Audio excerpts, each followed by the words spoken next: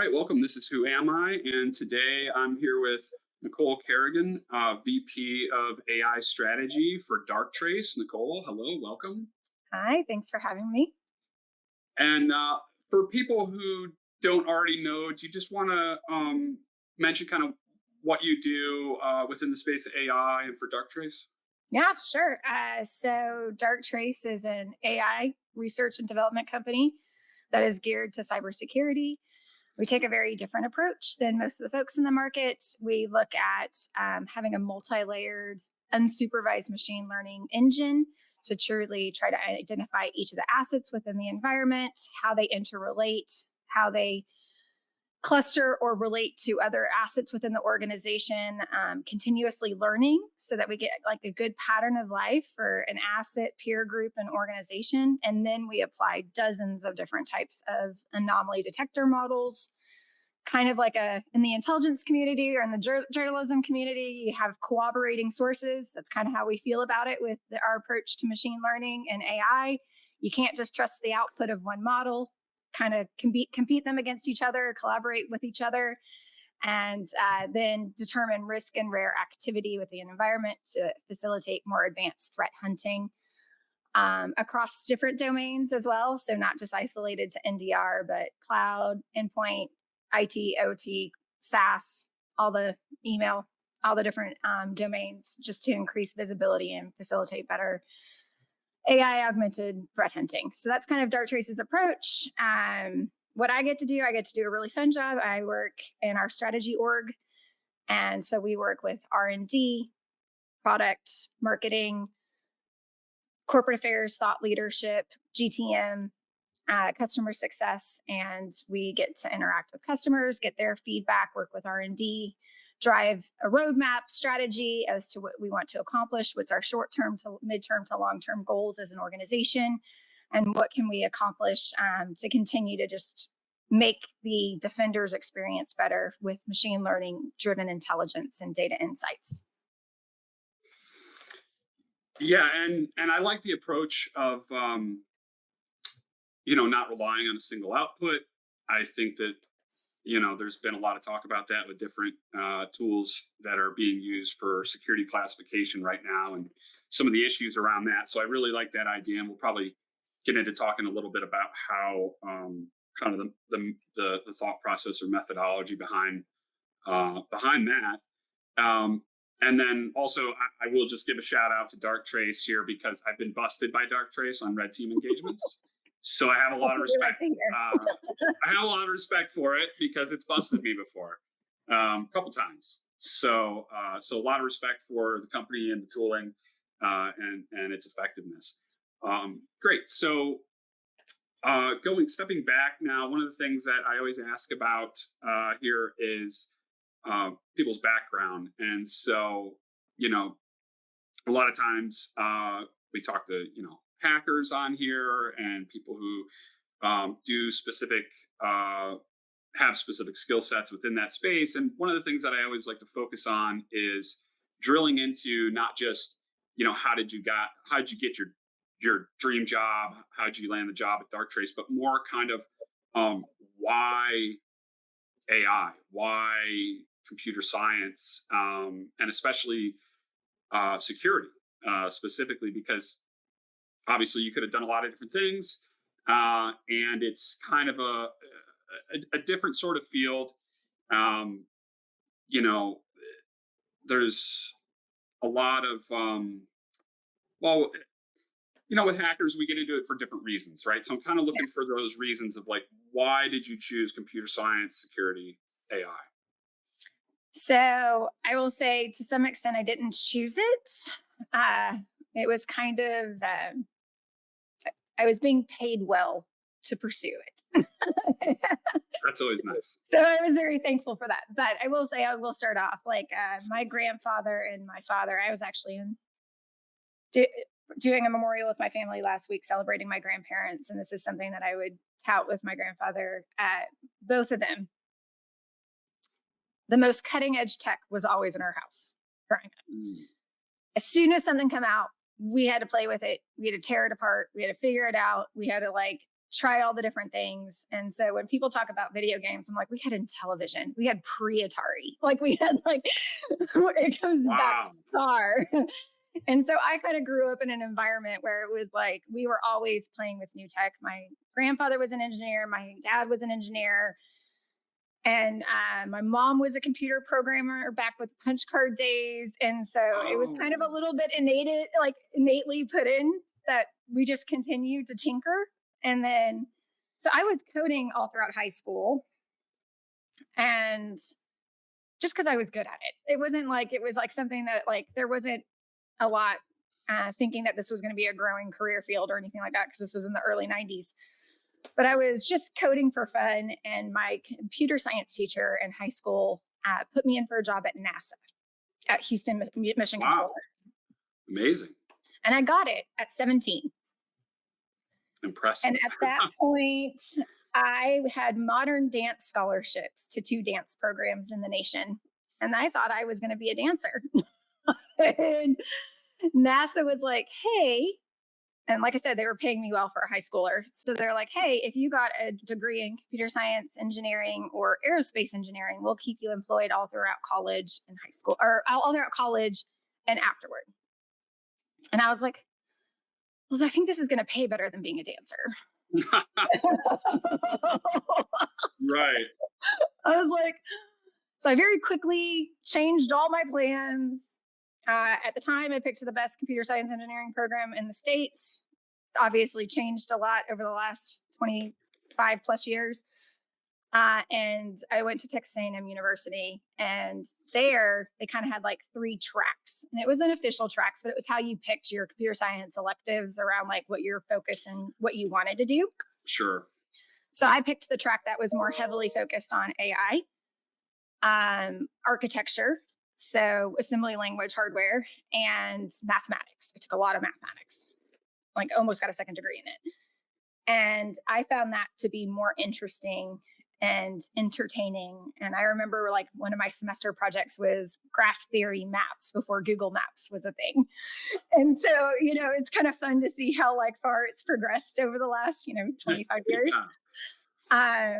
So that's kind of how I got into it. And then when I got out of college, I had the option to stick in AI and go to Sandia National Labs, or I got a job offer in the intelligence community to go directly on a plane and overseas and start working in tech ops. And so I chose the latter because of the travel. I really no better decision other than they promised me a whole bunch of plane tickets, and I decided. Yeah, a lot of adventure. That was really the whole decision making process. And so the next 10 years I spent probably predominantly in cyber and tech ops, in the intelligence community. And then about a decade later, I decided to take all that learned knowledge and kind of start applying it back to big data and big data science, and starting to facilitate anomaly and pattern driven threat hunting with massive amounts of network data telemetry with the 300 plus cyber threat intelligence feeds, kind of pulling them all together and starting to pull threads, and like starting to automate that with supervised machine learning algorithms. And it was and I did that for like the next decade, and worked with other organizations within the government as well as private institutions on how they should be building out their big data science programs. And I found that to be really fun. We had some cool wins for advanced threat hunting with just network telemetry and CTI data. So that's kind of how I got back into machine learning in the AI space. I like that because one of the pet peeves for me as a red teamer is the current state of threat intel. And what I mean there is like you talked about using taking this approach to big data and using machine learning to filter down these like 300 plus intel feeds, right? And I think that's great because a lot of times what I have seen as a red teamer and trying to work with people who want intel driven testing or threat driven testing, right? um, they don't have a method for filtering out the noise from their intel feeds.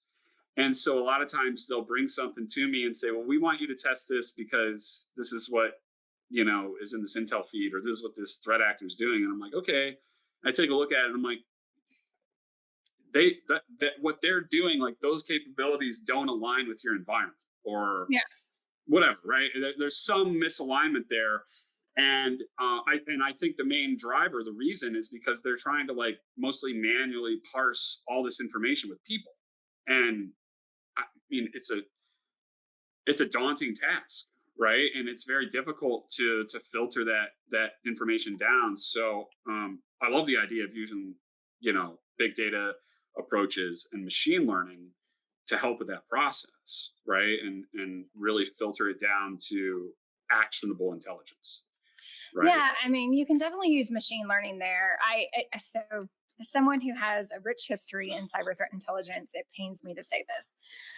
We have so many tools now that can easily supervise in an unsupervised capacity essentially your threat intelligence feeds. It could deprecate the weights of less effective feeds that are too noisy. It could increase the weights of effective feeds. It can easily do data analysis with an understanding of multiple other different data sets as to, since we've been doing this for a long time. I mean, machine learning and cybersecurity isn't new. We've been doing it for, 15 plus years.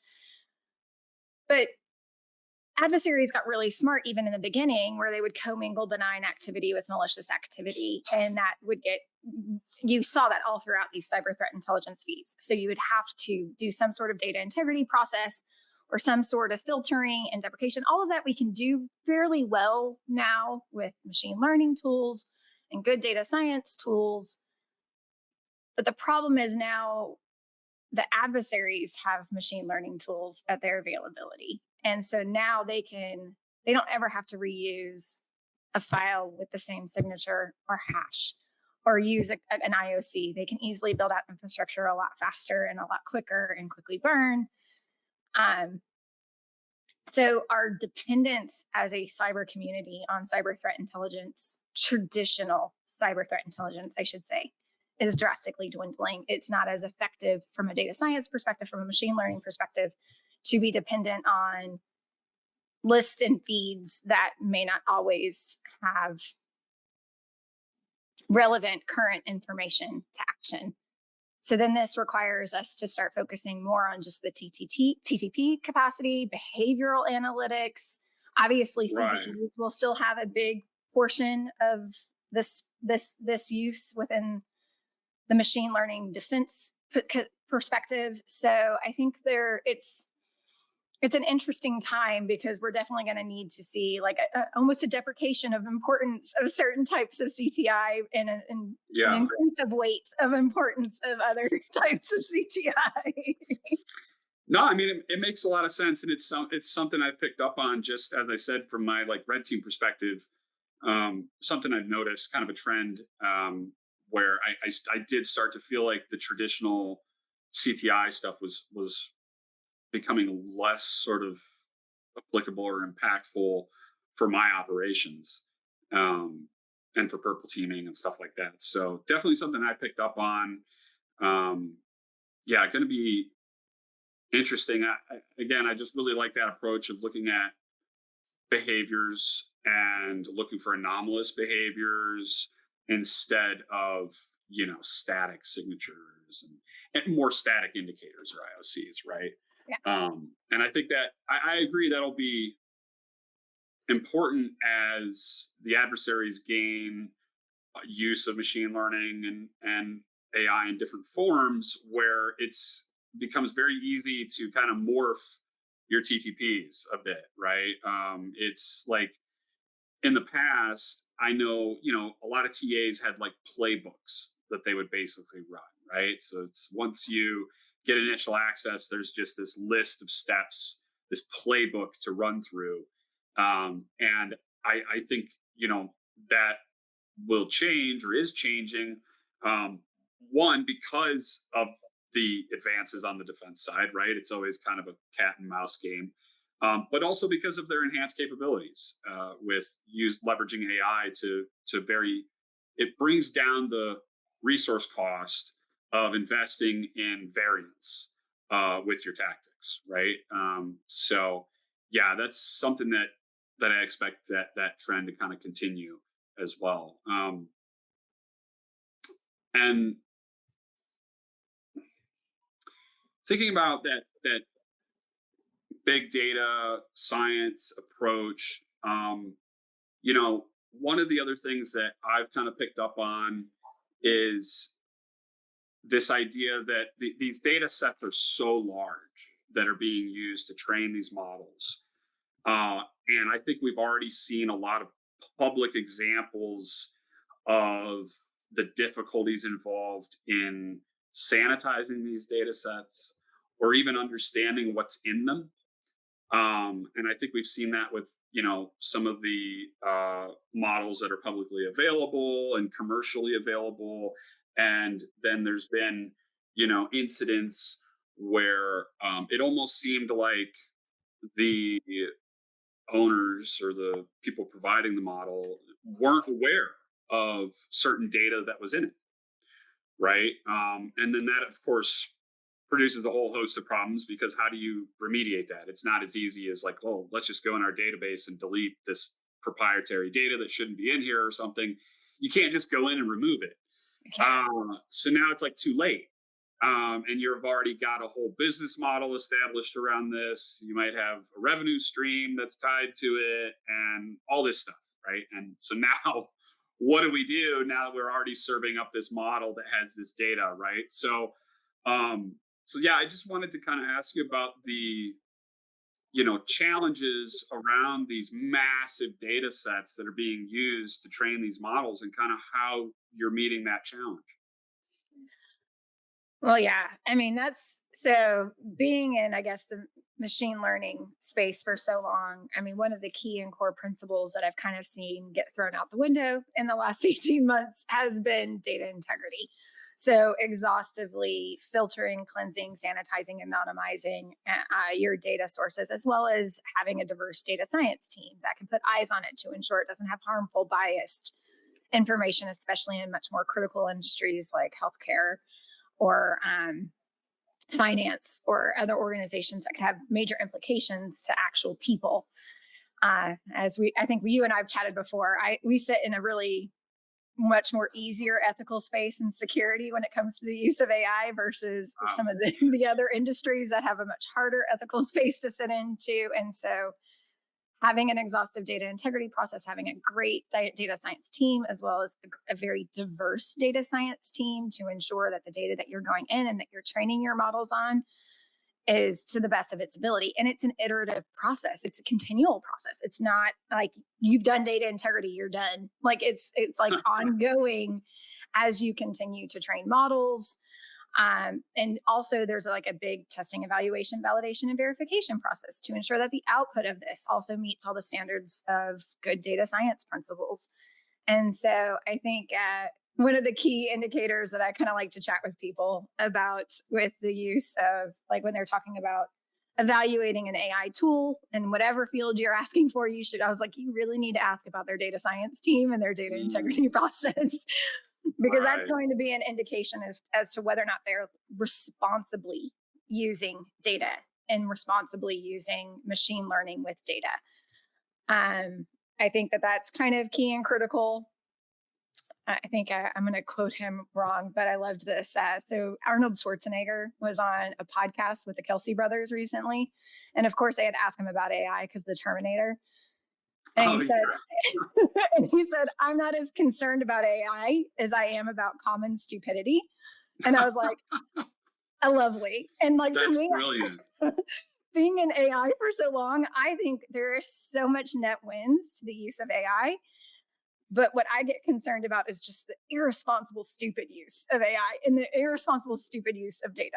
Like, that's what I get concerned about. It's not at all the use of AI itself. It's the people driving the programs and ensuring that they're using machine learning responsibly and having accurate, not harmful, good information that can be operationalized and used in an effective net positive gain, essentially. And so that's it. And I think we talked about this a little bit too, where I feel like NIST, the AI risk management framework, put out incredible guidance on testing, evaluation, validation, and verification process. And the NCSC and CISA put out great guidance on like securing the use of AI, may it be the internal development or just the deployment of external tools, how to evaluate it, how to like think through it from a security standpoint throughout the entire deployment lifecycle. And I think what we still need guidance on for the broader community is the data integrity and data science goals around AI to make sure that we're driving accuracy, safety, and security with that. Yeah. Yeah, that touches on a lot of kind of hot topics in AI, especially large language models right now. Um, there seems to be or have been a real, ignorance of that process, right? Where again, easy examples, it's like,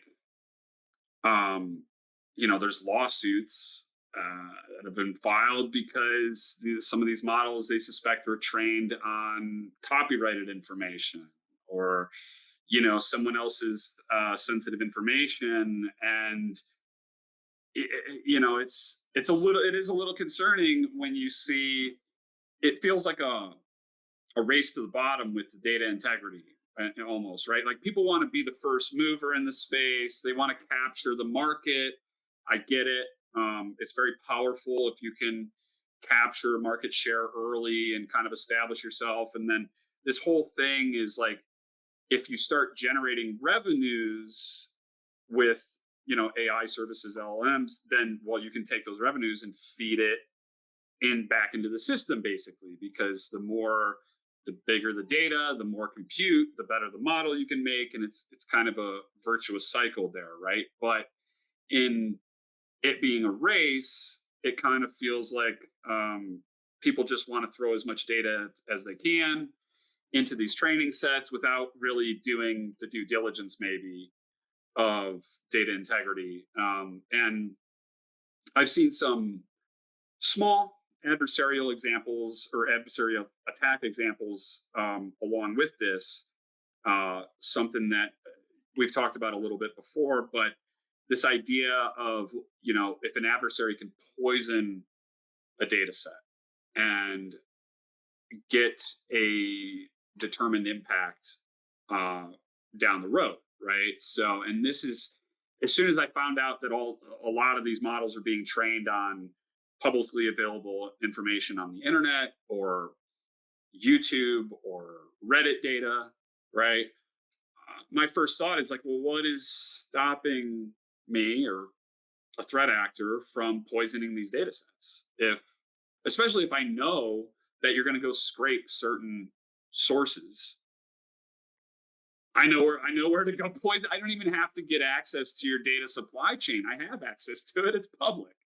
So that's kind of been mind blowing for me. And I've seen at least a couple examples where I can't remember who the researcher was, and I'll have to give him credit later. But a researcher basically who was well known enough that like ChatGPT or one of the GPT models, knows who they are, right? Because if you're publicly well known enough, you can ask it who is so and so, and it'll give you a little blurb about them, right? And this researcher was well known enough that if you asked the model, it would spit out a blurb about him. So he thought, I'll poison the data about myself on the internet.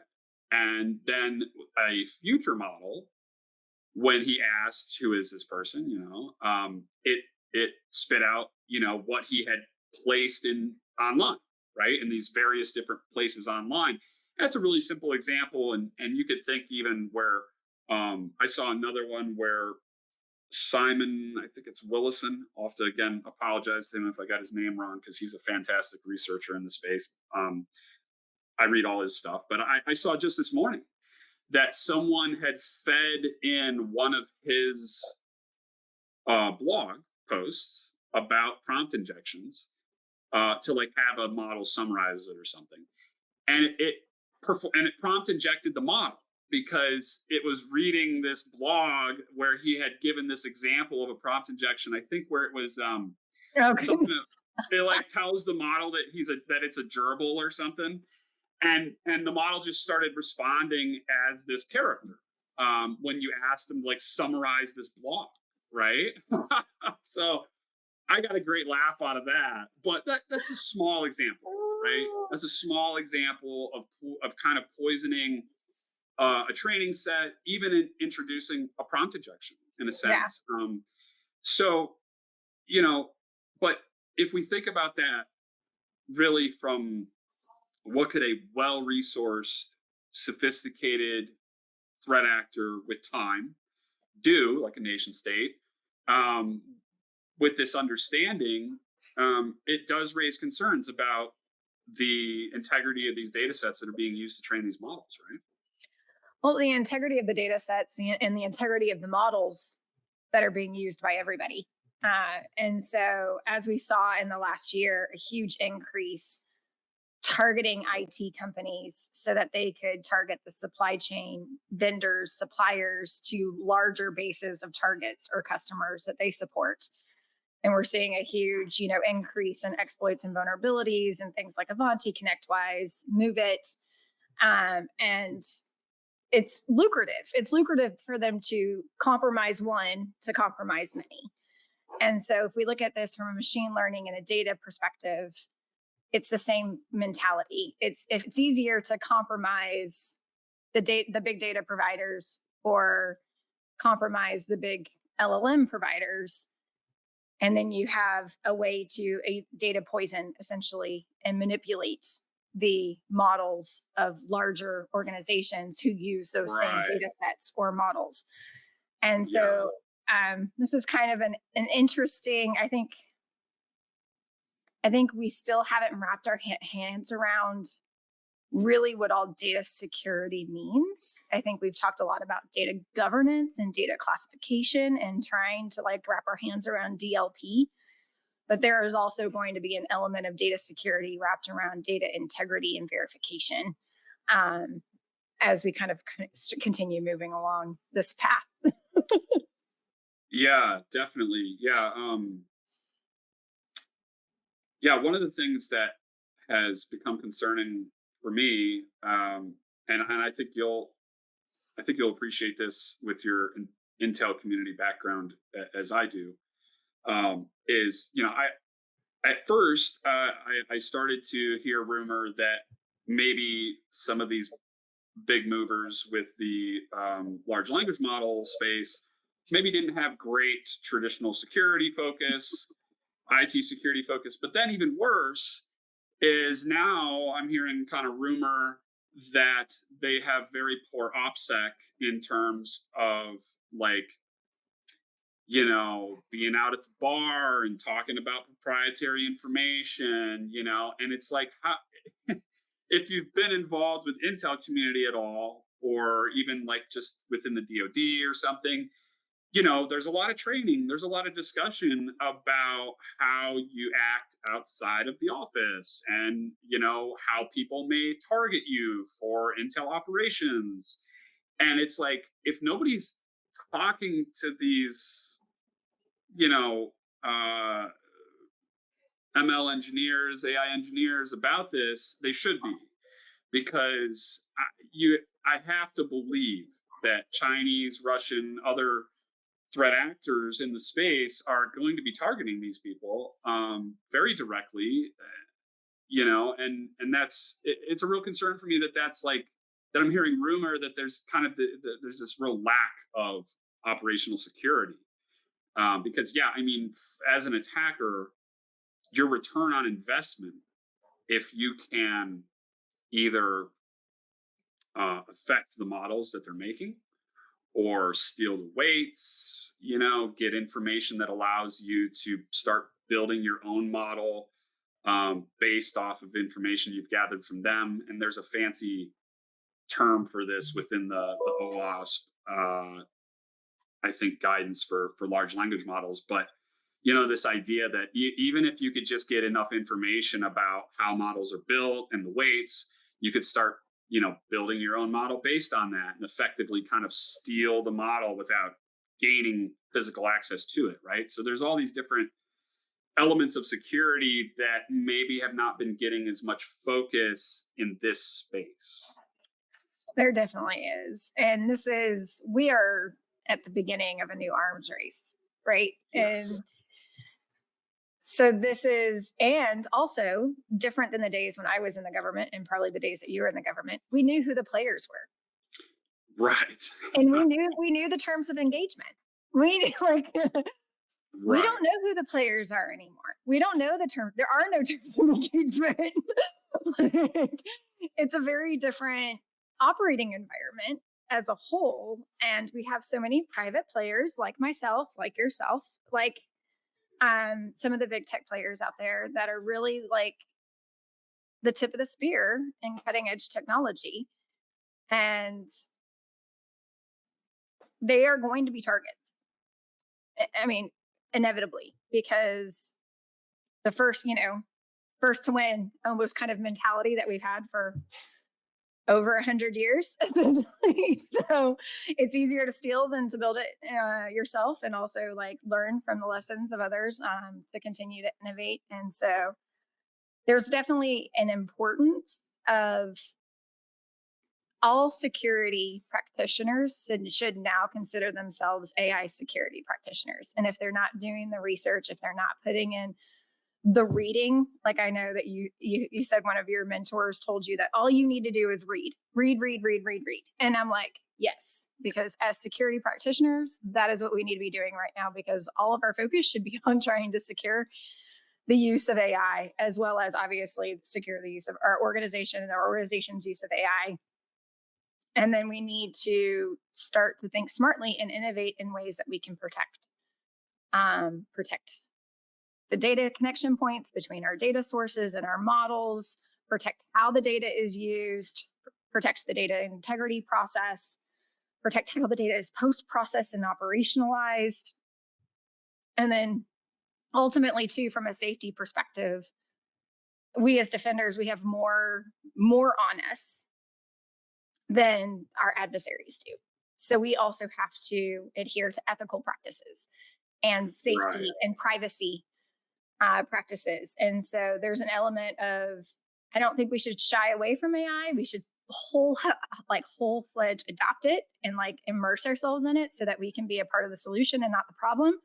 But I think we also have to start looking at innovative ways to be using machine learning to optimize the entire secure experience. So if we look at testing, evaluation, validation, and verification process, from a data science perspective, from supervised machine learning perspective, it would just mean exhaustive testing, right? Fringe testing, adversarial testing, data accuracy benchmarks, and all that kind of stuff. Kind of a little bit harder with large language models. And also now you have infinite outputs to test. So then we have to look at how do we start to progress the autonomous testing of AI. So AI testing AI, because it's also going to be AI versus AI.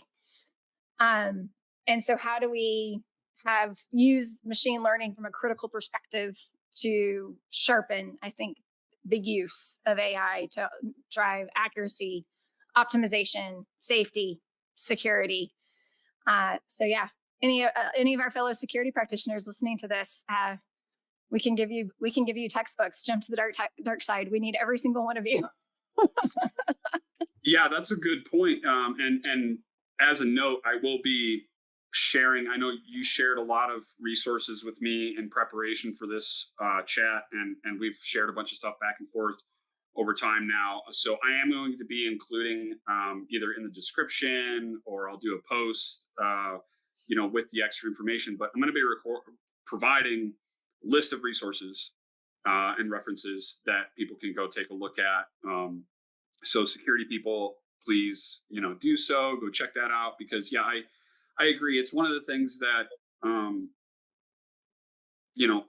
early in I became interested in the impact of AI on traditional security or IT security very early on. I say early on in terms of like public knowledge because I wasn't involved in machine learning before like you were, but like before ChatGPT even came out, I got like an early version of GitHub's Copilot that was just for, generating code.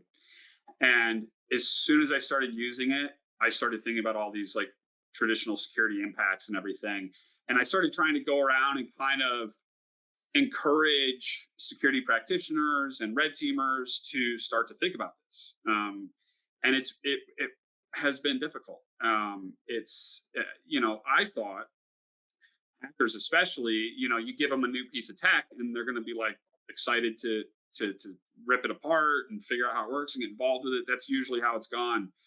Not so much with the AI and large language models. There's been a real resistance, both from red team and blue team side. I've seen on the red team side, it's like, oh, it sucks at code generation. It can't, do this or that. I've seen on the blue team side, oh, look at all these false positives, or look how terrible this particular security product is performing as, providing security, recommendations for incidents or something. And then they just want to kind of, oh, this sucks. And I think also some of it is based in fear of being replaced, or their job being automated out or something. And so there's this like push to discredit and be like, this isn't good, this isn't gonna work, and we shouldn't be pushing this into our products. I think people might get that sense from me sometimes when I talk about some of the risks, but I'm not an AI doomer. I'm not. I love it. I use it every day. I think it should be embraced, but again, I think it should be embraced with safety and security in mind. And so when I'm talking about the risks, I want to see, safety and security driven, and I want to see more effective models and more effective use of AI, not we shouldn't use it. And I also think that that's a naive sort of position too. Like if you think that if your position is just we shouldn't use it, that's long term, I don't think that's gonna age well for you. Right. Yeah. So I try to encourage everybody to get involved with it in some way. Well, and machine learning is not a silver bullet. Even for those of us who do measure accuracy and look at scores, as opposed to large language models, which are kind of a nightmare in that regard. But even from our perspective, machine learning is never going to be a silver bullet. It's going to, I find it's it has its best efficacy and accuracy when it is trained to solve a finite problem. But then you're talking about humans always around the loop. So in our case, we use a layered unsupervised machine learning approach, which means inherently humans are out of the loop. That doesn't mean there aren't humans involved at all. It means like the humans are fully around the loop because you have to worry about an exhaustive data integrity process. You have to continuously fine tune and tweak and improve and drive for better accuracy and optimization of output. How do you use the data once it's come out? How do you optimize explainability and transparency so that data can be used? Because as anyone in security, you give me an answer, but you don't tell me why you gave me that answer, I'm not going to use it or trust it. And so you have to constantly be forward exposing more data and more information so that it can corroborate the data that's being presented. And then how do you use that information? How do you uplift the SOC or the defender experience while still including the humans the whole time? Like it's never going to be used in isolation. And I feel like I always try to dispel people's fears that your jobs aren't going to be replaced. They are going to change. Like, of course, their jobs are going to change. Right. But to some extent, it will be for the better. Because if I have to do the same job 5 times in a row, I am already bored. Yeah, totally. So if I can have something that augments that experience and allows me to think strategic of like, okay, what should we do next? What should we do next? How do we make it better? How do we, then that is, I feel like, the better use of humans with AI, as opposed to it's not going to be done in isolation. and humans aren't going to be replaced. Yeah, I agree. And well, maybe some humans will be replaced. Well, they weren't willing to change. Right. That's what I'm saying. That's what I'm trying to, talk to the people in the space, especially penetration testers and people I deal a lot with testers, right? And it's like you need to adapt for sure. If your job has been the same for a long time, if you've been doing the same exact thing for a long time, um, then yeah, that's always going to be a problem, right? With or without AI or machine learning, like something is going to come along and you're going to be outdated. So I just think it's kind of the same thing. It's like you need to continue to adapt. This isn't a space where you learn it once and then you work a career for 30 or 40 years. Like if you're not continuously learning and adapting, then you're going to have problems anyway. And I don't think that that's much different with AI. And so, I just try to encourage people to get involved and just learn a little bit right now. If start getting a basic understanding of like what are these things and how do they actually work? Because I think a lot of people in the security space that don't understand how these systems function get kind of the wrong idea about them.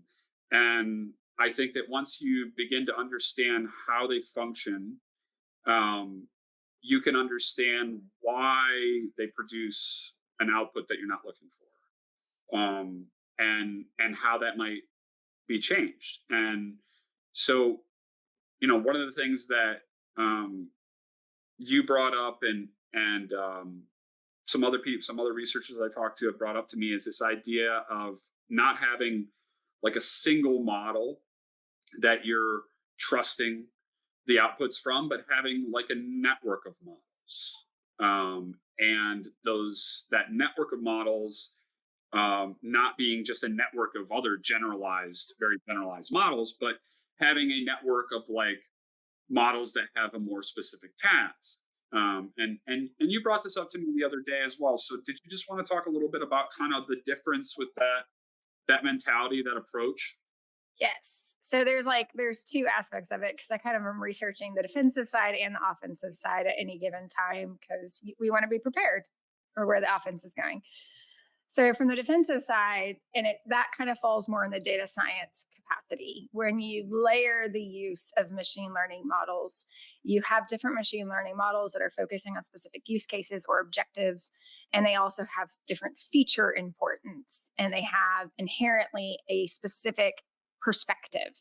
So when you get an output from that specific model, you actually are able to show the explainability or transparency and like what caused this specific alert or output from the model. And if you layer different perspectives, objectives, use cases, features together, you're getting a much more complete perspective of specifically incident detection, remediation, and response as how we use it. So having those different layered machine learning models helps with giving us that transparency and explainability that helps with building trust with the output because we now can explain how the engine got to the output that it did, as opposed to just saying, this is the answer and you have no idea. There's no confidence elicitation in large language model that says, I'm 90% confident this is the right answer, or I'm 10% confident that this is the right answer. Yeah. Two very different outputs. And so how do you use the data that comes out of the models without the transparency and explainability? And so that's where like a layered model approach really helps out. And I'll get back to this in a second, but I also think that's critical to moving into an autonomous response or defense, because you can't do that from a defender's perspective, ethically, security, safely, without understanding how it's coming to its conclusion and how it's making its decisions. Right. You can't build that trust and say, hey, I'm going to let an autonomous agent or autonomous system run loose within my environment without having that understanding. It's kind of a nil starter, essentially. So we have a higher onus than what our threat adversaries do. So I think that's kind of a key and critical point to moving to autonomous response, which I do think is critical and necessary from a defense perspective in our current state.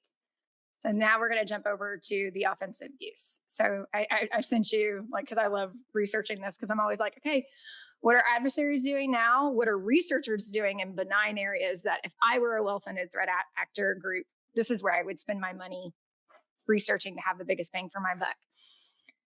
So easy, soft target large language models when they hit the scene.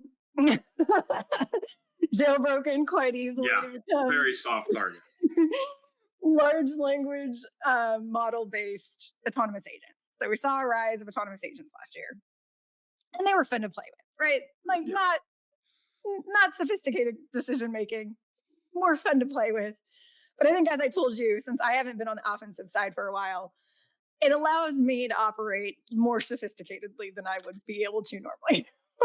Right. Yeah. There's a bit of like, right. It's yeah, it can kind of upskill or augment the skill of the researcher, right? Yeah, Or 100%. the attacker. But then, Ryle Nayak put out some incredible research recently, and I think it was on like movie recommendations. It was like such a benign area, but it was multi-hop reasoning of autonomous agents for complex decision making.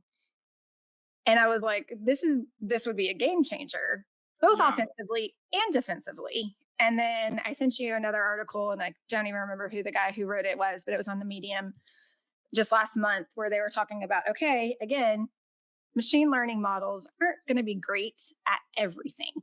Mm-hmm. But if you can focus the training, foundational large language models that are much more experienced or have proper data integrity of its training of a specific data set, a specific area of expertise, it would have that 85 to 90% accuracy in its area of expertise, as opposed to it would spit out gibberish that is not at all correct if it was out of its area of expertise. But if you start layering different autonomous agents that have different perspectives or different learnings that can help facilitate critical thinking, then they can start sharpening one another. So you could actually have almost like a multi-layered approach, as look at it through this lens, look at it through this lens, look at it through this lens. Or, and I think we talked about this, what are the steps of an attack? Have autonomous agents that are trained on one specific step. Yeah. And that could actually effectively more augment an attack, as opposed to asking it to do everything. Yeah, I think this is another one of those areas where there's kind of like, I don't know, misunderstanding might not be the right word, but here's what I see happening, right? Is there's a lot of the big names that are getting a lot of attention in the large language model space, the autonomous agent space right now. You know, they're kind of the same people who are pushing ideas about AGI and super intelligence and developing some singular model that is smarter than any person ever could be, and all this stuff. And that's great. I hope we get there. But I think that gives the wrong impression, because, like, if you think about like what you were just talking about, having models that are very good at specific tasks, right? And whether that's defense or offense, I could talk about probably easier with offense because that's my usual trade. But like, so it starts to sound like a team of people. It starts to sound like exactly how you do things with people, right? It's like you don't have one person who you go to for everything under the sun for defensive security or offensive security. That's not the way it works. That's not how we set up our companies. That's not how we set up our organizations that, you know, intel communities or anything like this. It's like, no, you have like, for offense, someone who is phenomenal at social engineering. They know more than anyone else on your team about it. They're really good at it. They've had a lot of practice. They can call somebody up and they can get a credential from your help desk, right? Or they can, you know, get some information that's going to progress the attack chain. But then they don't do all the rest of the attack chain, right? They hand that information off to someone else who is good at writing a payload for this specific scenario, or performing lateral movement now that you've got a foothold, or you maybe to someone who's good with cloud attacks. It's like you have specialists, Yeah. and that's the way that our society actually functions too. It's like I don't go to one doctor for everything, right? It's like I hurt my hand a couple months ago. It's still bandaged. And my general doctor is like, okay, cool. Here's some stuff for like pain mitigation and a referral to a hand surgeon, right? Like they're gonna refer me to a specialist. So, I think because these big name players are very excited about, the progress towards what they call AGI, and there's a whole bunch of different definitions, and people have arguments about what that means. But because they're excited about accelerating toward that goal, they like to talk about single models and what single models are capable of and how a single model scores. And most of the models that they are interested in talking about are generalized. But I feel like when you're talking about security, you're talking about putting these things to use and having the ability for them to just be effective and to be trusted. I think it makes a lot of sense to approach it the same way that we approach building teams for a task, right? And to have specialized models for specific tasks that work together to achieve a goal, right? So that's kind of how I think about it. So I think, yeah, I mean, I I think definitely they're agree. going to see a lot more effectiveness in that arena in the short term versus the big players who are going for this big, huge, massive goal that it's going to take a really, really long time to get to with any efficacy. Right. And so I feel like there are much different approaches that will have a lot more accuracy and efficacy in the short term. And as defenders, that's what we need to be thinking about, because we need to be effective and accurate in the short term compared to whatever our adversaries are doing. Right. And so I think, and you again, like AI isn't going to be a silver bullet for anything. And so if it doesn't have wrapped around it good data science practices, effective testing, effective accuracy benchmarking too, because I'm also kind of wondering, I do know that confidence solicitation is possible with large language models, but it's even more computationally expensive than it already is. So I know most large language model providers aren't doing confidence solicitation, which would be able to give you the score of how accurate do they think it is. It And would be so nice as a user it would be to see amazing. that. Yeah. Yeah. Because then you would know how to use the information. So then if Yeah. you got an hallucination and it said, hey, I'm 10% accurate, like, or I'm 10% confident in this answer, Yeah. you'd be like, oh, okay, well, it knows its limitation. Like, it knows that it Right. doesn't have Right. what But it it's good seems to at. have total confidence in the information that's giving you, especially large language models, right? It has complete confidence. This is it. This is the truth. And then the funniest thing about that is if you ask additional questions or attempt to persuade it or argue, then it'll have complete confidence in changing its answer. Yes. So it's like, but you just had total confidence a second ago. And I think that's what gets people disillusioned about it, right? That's when they feel bad about it, because they're like, well, it told me with complete confidence that this was correct and it wasn't. And then now it's telling me something else with total confidence. And how can I trust it? So yeah, confidence scores would, I think, make people, at least end users, make people feel a lot better about it. Yeah. And they would In know the how short to term. use the information. Like, Yeah. even in the big, the supervised machine learning classifiers we're using with the big data science programs, I would be like, okay, I would manually review the data that would output on various answers during the training exercises. And I would look from a human perspective where I stopped agreeing. And then I Right. chose that percentage and I said, bin the rest of it. Like, don't even use it. Not even helpful. And so for us, like, we found it was anywhere between the 85 to 89% confidence scores. I was like, okay, this is where I felt like as a human, I would agree with the It's vast useful majority of the still. answers. Yes. Yeah, And yeah. then the rest of it just needs to be trashed because at that point you're losing efficacy, you're losing accuracy. There's no way you can operationalize that data. And if you did, you'd get false positives and in this case, hallucinations. And so I think knowing how the data is being scored is actually a really important part of using it. And it is possible with large language models, but it is very computationally expensive. And when you're talking about trying to train a large language model to AGI, it's already incredibly expensive. So in our case, we do use large language models. We don't use them as chatbots.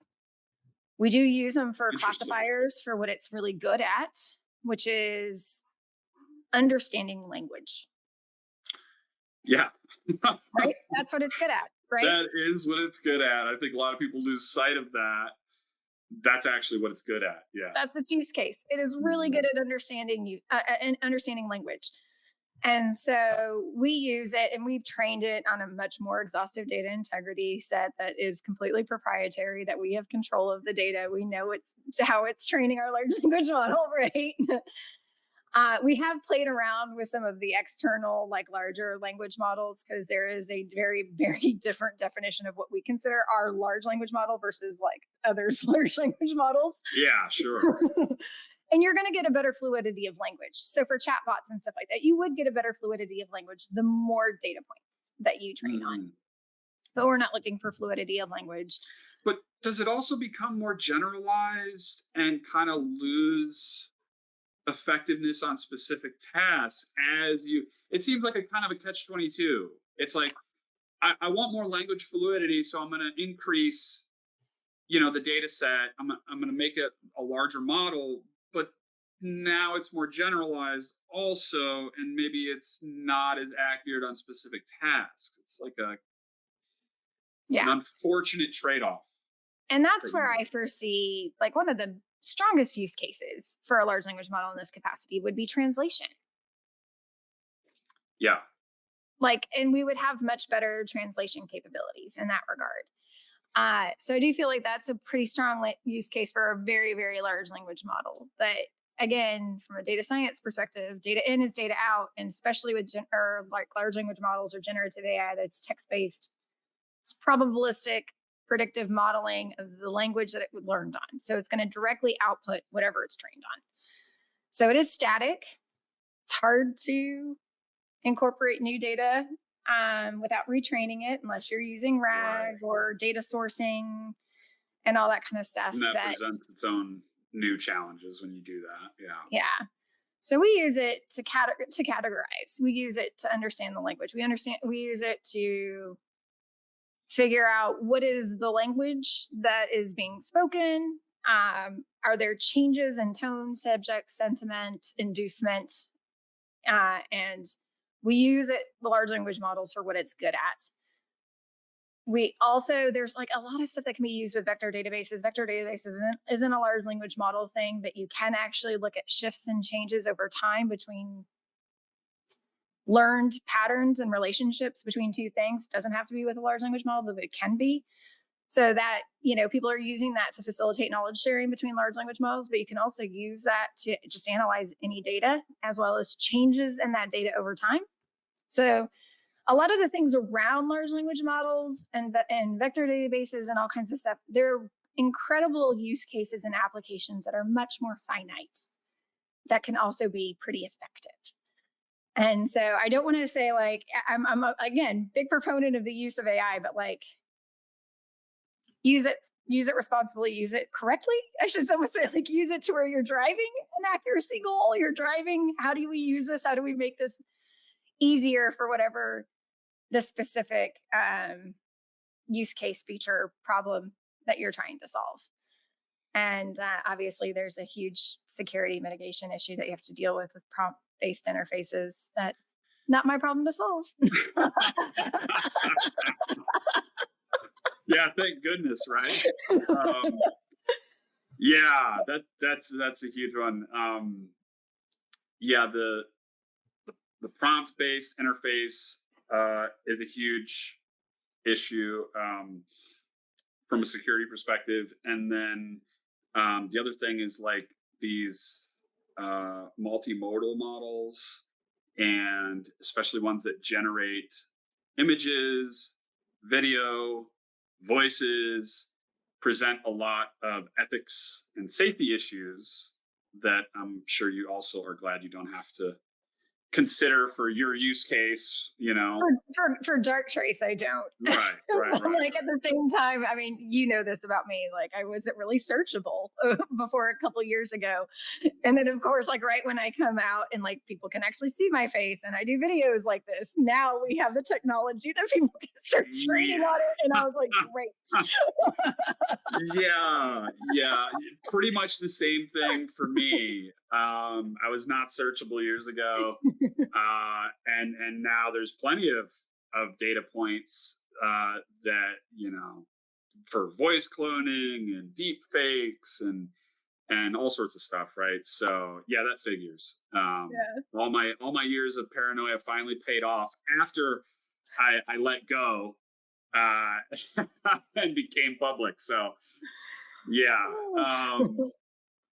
yeah, yeah. My I past know. self is like, really, you didn't listen.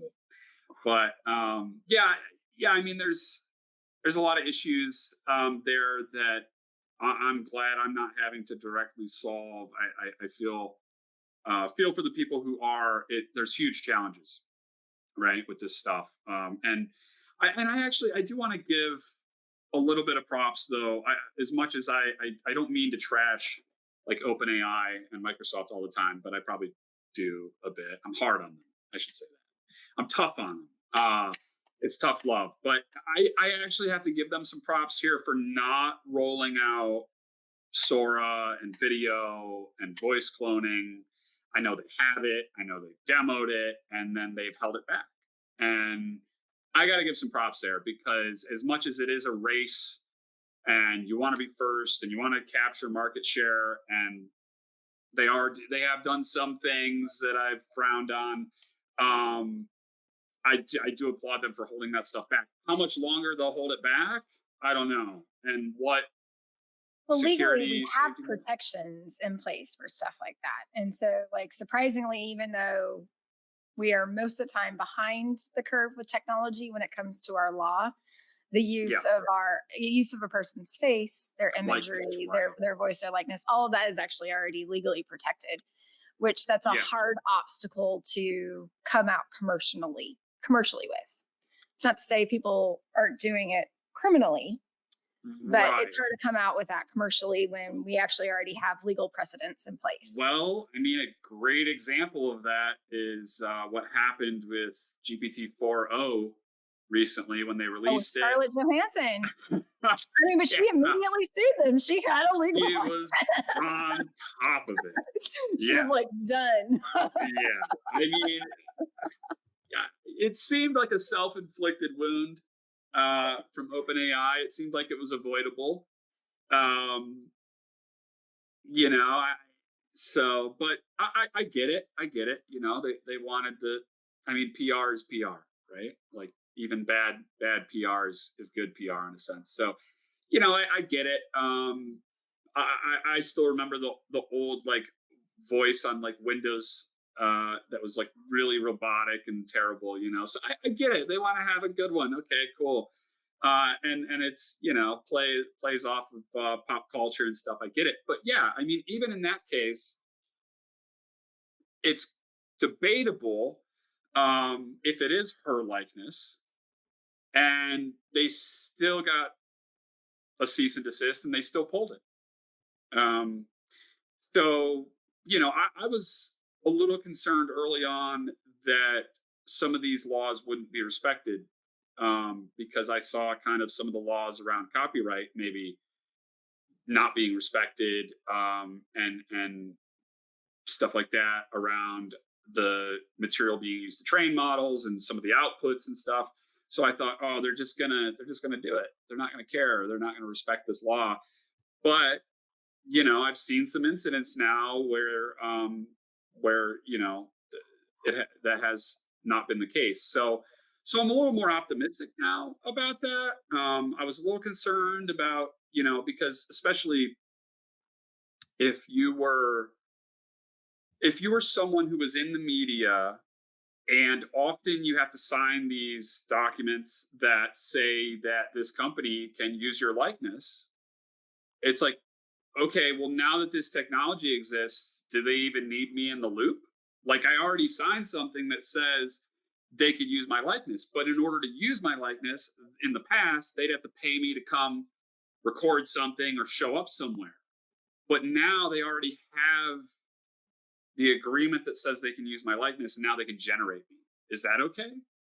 Right? And I mean, I'm pretty sure, I don't know all the legal details, but like Disney has done this with like Yeah. actors that they already had rights to use their likeness, and then they computer generated them to put them into a movie, whether they were dead or old or didn't want to do the movie, whatever. So it gets a little tricky as far as that goes, but I'm getting a little off the topic of security here. But it's interesting. It's a It very is. interesting space right now. Well, and then it is on us to implement guardrails for safety and security around that. Right. Like, I mean, for the most part, like it's up to our organizations in order to do that. And it's like somebody was asking me, I'm trying to remember what context it was, but they were asking me to comment on one of the most recent responsible AI agreements. I get a lot of those. Either we sign them or we comment on them, whatever it is. But I was asked to comment, and I was like, okay.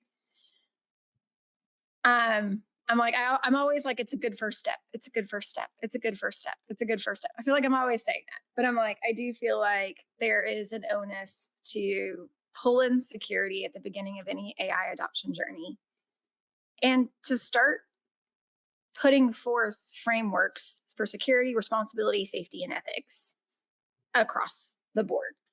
Because, and ultimately, I hate to say it, security is going to be the ones that are really going to be driving that, because we're the ones that are constantly thinking about that anyway. Yeah. And then I talk about, data science and data integrity and testing, evaluation, validation, verification process all the time. And I cannot hammer home enough. And this goes back to the differences, perspectives of autonomous agents, like the future of what I think we might be going to, either offensively or defensively.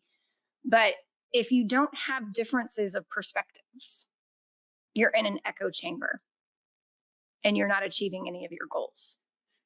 So your data science team should have a whole bunch of different people with a whole bunch of different backgrounds who don't look like each other, who don't act like each other, whatever it may be, because that drives better accuracy, better efficacy, better safety, more responsibility. And it brings different solutions to problems that can be addressed with machine learning, data science, cybersecurity, security around all of those. And that's what I like. I hammer home in everything that I talk to, or at least when I have the opportunity to comment on, because they'll ask me about specific organizations and their efforts. I'm like, if their team looks pretty homogenous, while I think they're going in the right direction, they have a lot more work to do. Yeah, no, I mean, absolutely. It makes a lot of sense. Yeah. And unfortunately, I do see that a lot. I do see very homogenous teams in a lot of these areas. And yeah, that can be an issue for sure. One thing that I wanted to bring up, and I'm going to share my screen real quick so I can actually pull it up. So this is something that you have brought up. We touched on a couple times during this discussion. We talked about it just a little while back, and I wanted to kind of bring us back around to it because it's something that I know you take seriously. It's something I take seriously, but I don't know that it's being taken seriously or gets enough attention within at least the security space where I travel, within information security, the community that I'm usually interacting with. So the reason you sent me this, and I had seen one of these reports before, but you sent me this article that's actually on defense.gov. I'll be including the link so that people can check it out. But this is actually a .gov site, right? This is a US DoD site, and the reason I want to bring this up is to kind of show that the DoD is taking it seriously.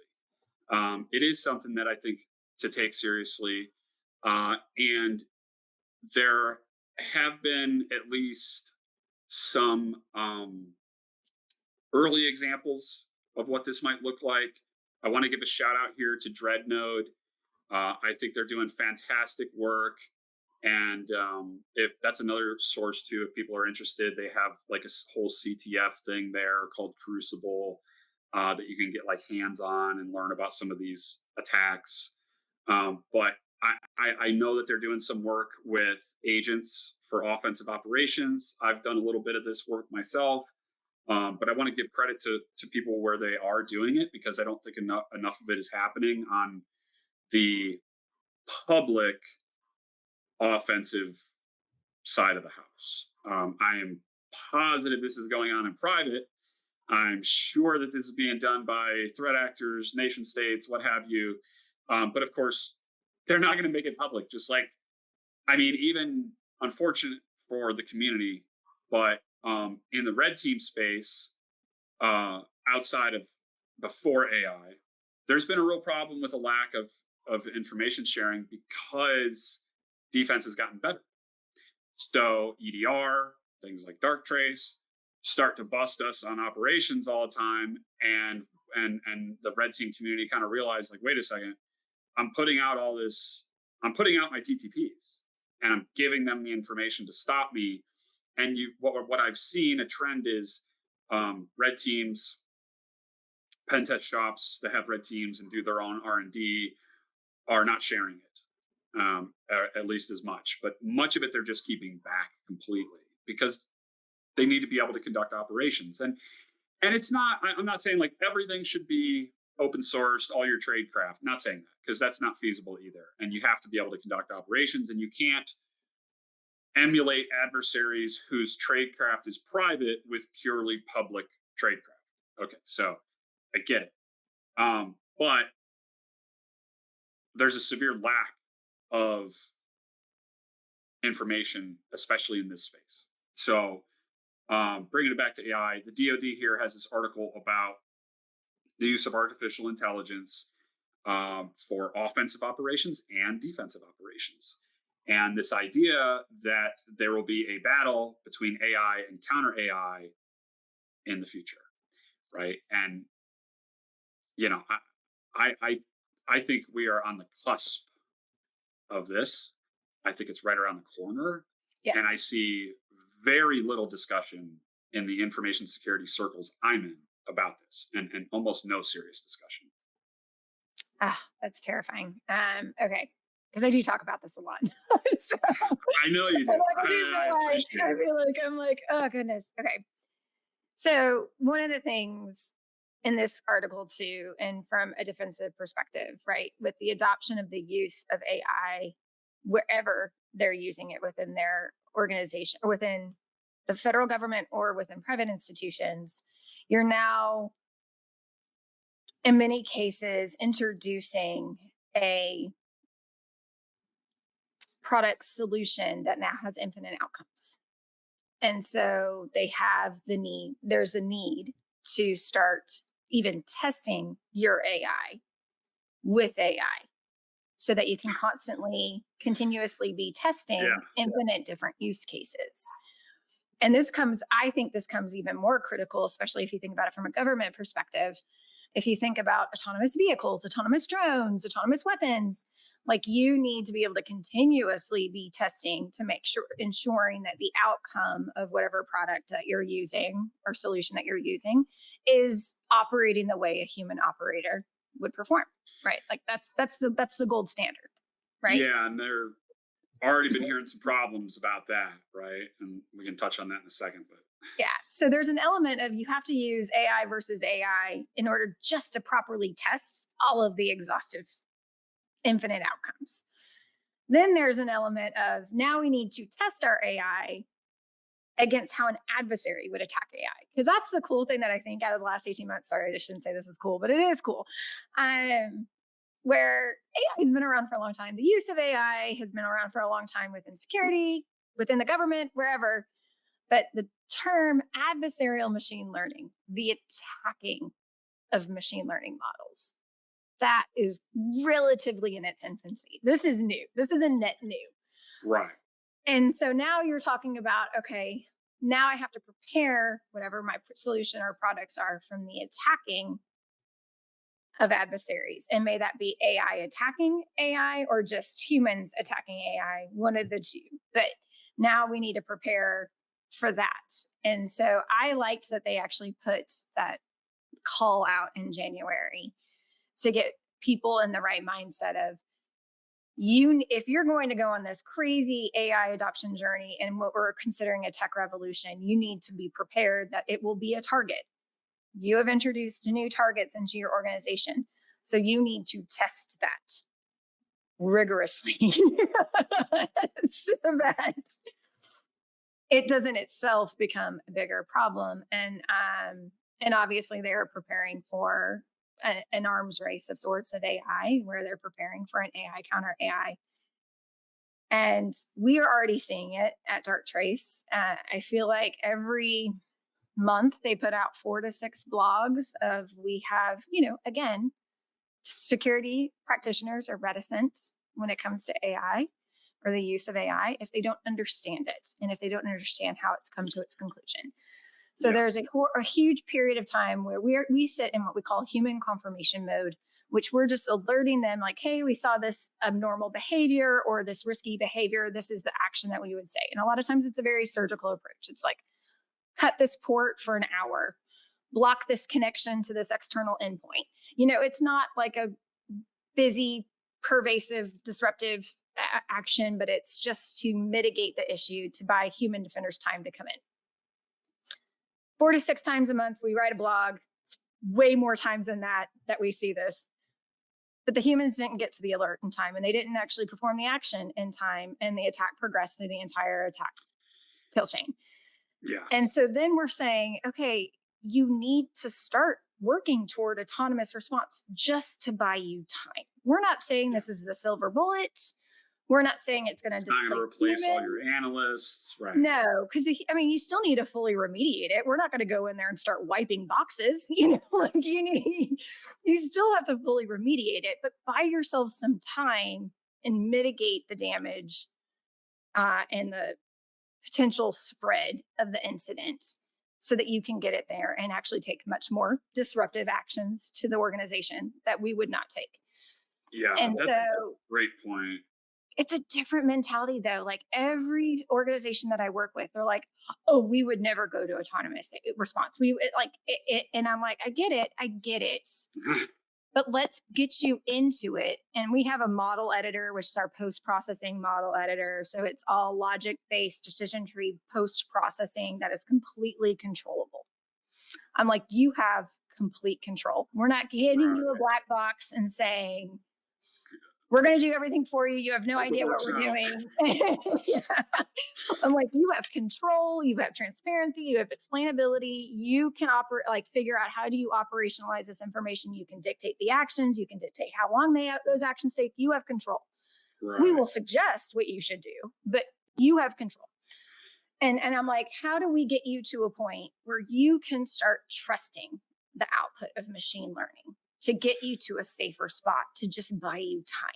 Right. Well, it's understandable though, right? Because if you're a CISO or something, you're thinking, well, I'm on the line here. If this agent does something and then shuts down a service, shuts down a box, and then I'm answering to the board about why this happened, why there was this revenue loss because we were down for how many hours or whatever, like that's my job, right? Yeah. And if I can't even explain how it happened, why that action was taken, that is a major problem, right? So yeah, I think building that trust is key to getting people to feel okay about using it, not feel like it's going to do something and I'm going to lose my job, or it's, so that's a I'm Good also like, strategy. but would you potentially maybe be losing your job if the the incident progresses Well, much further than well, it should? yeah, and here's the thing about that too is they need this already without having to worry about AI augmented attacks Yeah. because I've been doing red teams for a long time. I've done red teams for, I mean, every kind of government organization, large corporation you can think of.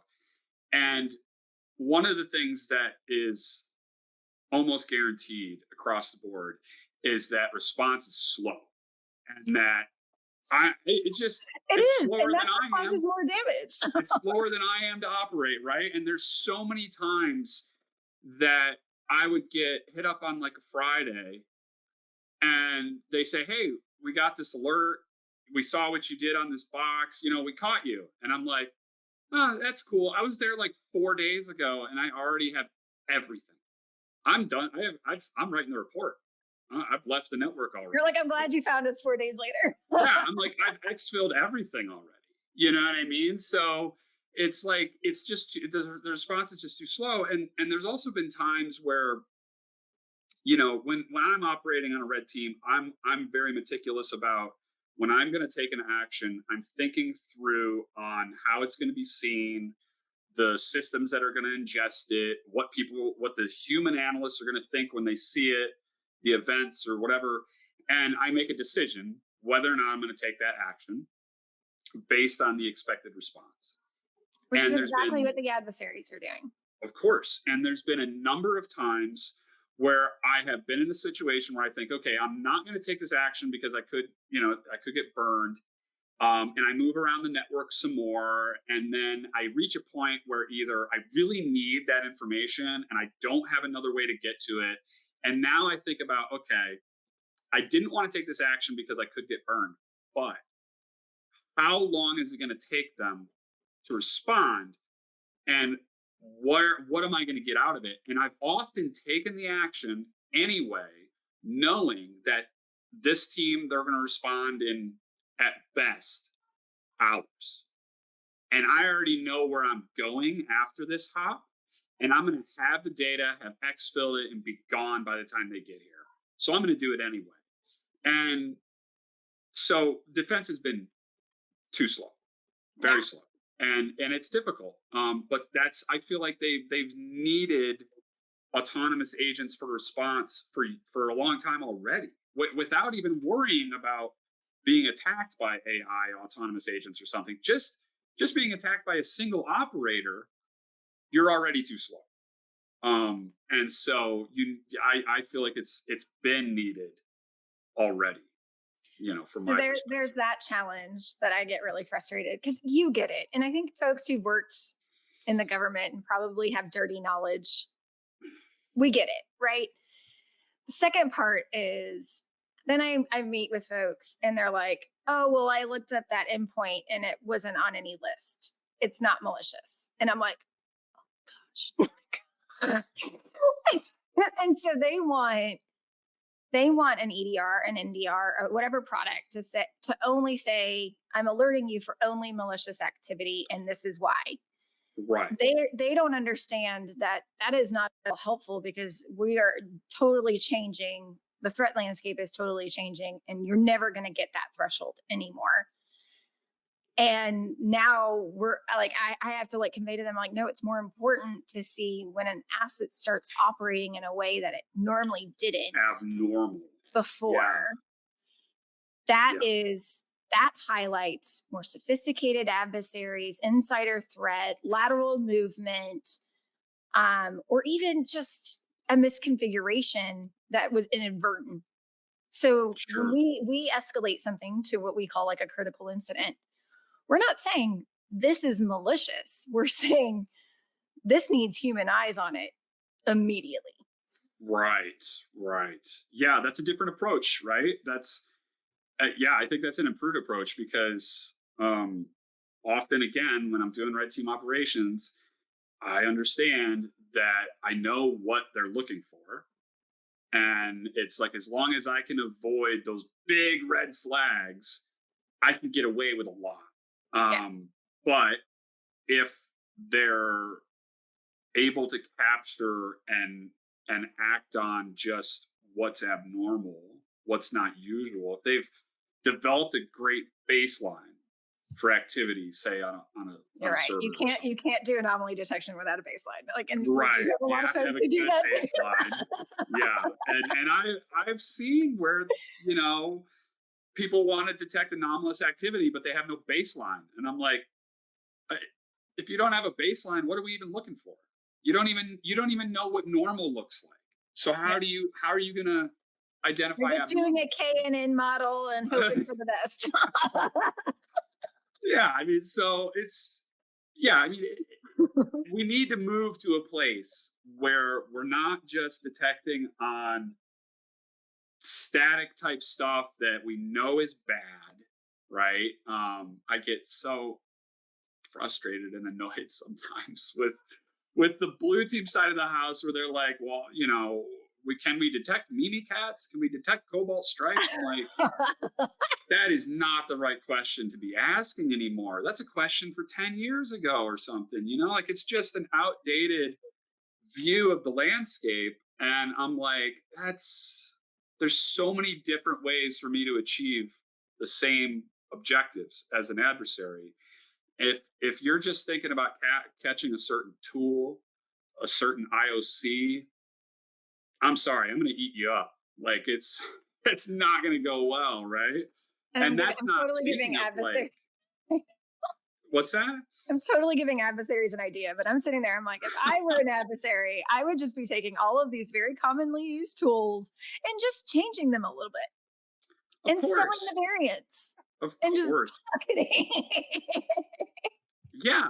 I mean, of course, and that's a lot of what happens. I mean, there's a threat group that I was looking at the other day, some intel reports, and it was talking about some techniques they were using involving loading drivers and stuff. And in the report, they didn't have like a good sample, but they were referencing this tool that's on GitHub.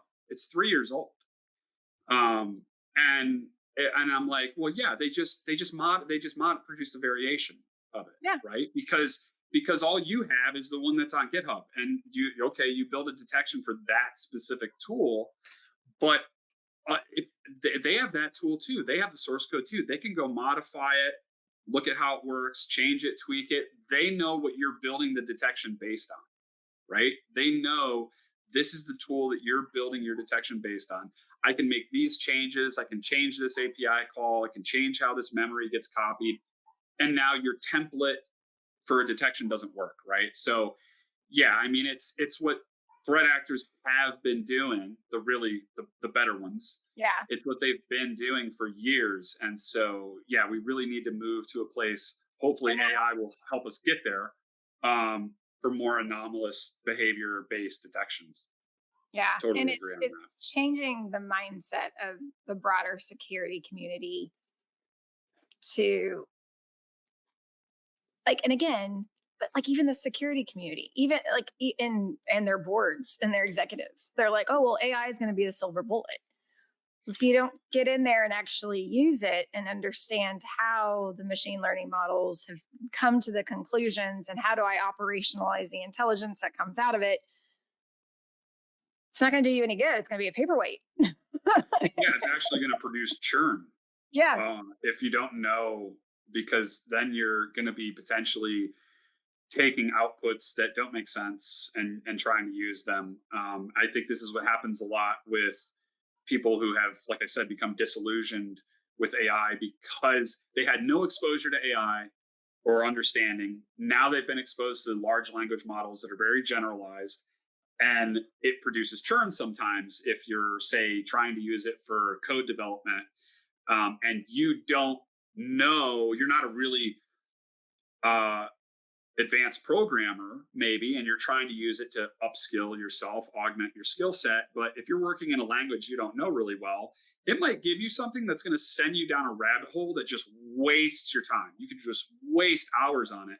And I'm sure the same could be true for when it's used for security classifications. I've seen, like I said, a lot of people trashing on, I'm not going to name it, but a different security tool that's AI based for cloud, and how ineffective that it's been and how much churn it can actually produce if analysts are reacting to it with an assumption that it's accurate, Yeah. right? And so, yeah, I think you need to understand, like you said, how it arrived at those conclusions, how confident it is, or what, if we could score it, I think it would really help, to help people to understand how to use it. Because if you don't understand how to use it, it could actually be a negative for you. Yeah. And it is. I mean, that's, I think, is the most critical on how do I use the output. Because what I like with big data and supervised machine learning classifiers, which you mentioned a data sample size, right? So now we're talking about quick turnarounds and changes of data samples quickly. Do you ever achieve a large enough data sample of a specific attack technique in order to train big classifiers Right. for detection? Or now you going back to more rules and signatures based because of the small data sample size? Right. That's not going to be, neither of those are going to be effective if we don't start thinking about this smartly. And so there's an element of that. And then from like, when I think of advanced threat hunting, there's so many false leads in advanced threat hunting, even more so than probably, CTI based false leads. But how do you augment that and make it go faster? And that can only be with as much information, insight, and intelligence as possible as to how it derived its decision, so that you can more easily, a human can more easily verify, validate, or change and, Yeah. and bend. And so I think I think as a security community, I think we're going to have to like go through a big shift and change in the way we like think through this process and how we effectively use AI to better defend. And I think it's necessary. But yeah, Yeah. it's an education. Yeah. Yeah. We're all getting an education in real time. We're definitely like building the plane as we're flying it, when it comes to the security side of AI as it's being rapidly integrated. Right. So yeah, we're all learning for sure. One thing that you mentioned earlier that I wanted to circle back to as well, that kind of relates to what we're talking about now, is like you mentioned this idea of continuous learning, and I think you mentioned that maybe Darktrace utilizes some sort of continuous learning. Um, I and I know sometimes I ask stuff, you can't give me the secret sauce, but well, like I always wonder I about. can on that one. We have a white paper on it and we have a patent. Okay, awesome, perfect. Yeah, I mean, I can't always on the other stuff. yeah. So Bayesian is like it's a statistical probabilistic style of modeling that allows you to take in posterior or historical information and new current information and then apply probabilistic modeling on top of that. So that helps with our establishing our pattern of life for assets and different peer groups. And we have like a subcluster hierarchy of different types of peer groups. We use different types of clustering techniques, because again, not all of them are effective in isolation. So it's important to kind of marry those together. And then we use recursive Bayesian estimation essentially to facilitate the continuous learning portion, so that we understand for each asset and peer group and the organization as a whole where it was, where it is, where we think it's going. And then we are able to then identify anomalies as to when it starts to veer away from that. So it's not just understanding a baseline that's static. So we're not like trying to find normality of only current. It's important to take in the historical and continuously learning.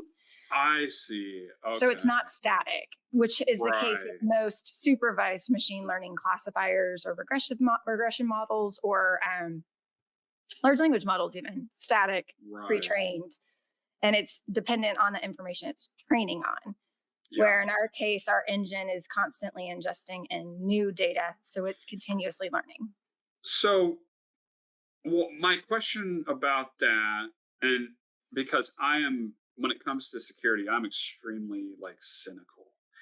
I think people will do things that you would think, well, that's super cynical. That's crazy. I think people will do it. So my question around that is like, what is the risk of when you're talking about continuous learning like that? And it sounds great for helping establish normality and baselines inside an environment. But when you're doing that, what is the risk of a bad actor poisoning that data, right? Like that, the right. Because if I understand that this is being done, one of the things that I've learned to do with malware development, for example, is to stop trying to completely evade and to move my mental model when I'm developing this stuff to I want to blend in. I I don't want to not be seen. I want that when you see me, you qualify that it's fine. I'm legit. My process is good here. Everything's fine. That's the ideal scenario for me as a malware author. So taking that and thinking about that with AI detection, it's like I want to blend in, right?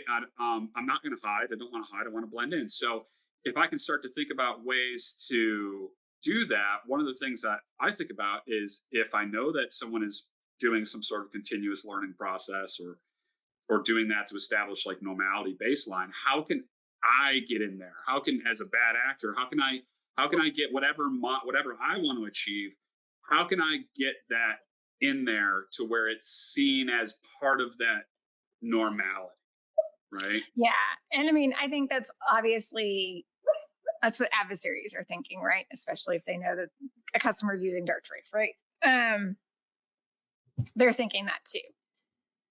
And to some extent, they would have to have a lot of inside knowledge of an organization, even with the initial vector, to be able to, for sure. because the initial vector is going to highlight regardless most of the time, because you would have to have incredible inside knowledge in order to not. And I think that's also the importance too of like all of your products should be working in tandem. None of them should be stovepipes. None of them should be non-integrated. We are a big proponent of we want all the data. We will take data from all the different products and security products you use, because all of that we can, again, look for normality and abnormality. We can even triage alerts from other products and stuff like that. But the importance is to have extended visibility across multiple domains. We just posted a blog last month about an interesting attack that was SaaS, email, and network. And if you only saw one piece of that, you'd have no idea what's going on. Yeah. Right. And so that's like, if you think about it from like an adversary standpoint, if you know the visibility that people have into their infrastructure, it's also a little bit easier of a way to target and get in as well. But so in this case, I think visibility is the most important thing in order to combat that.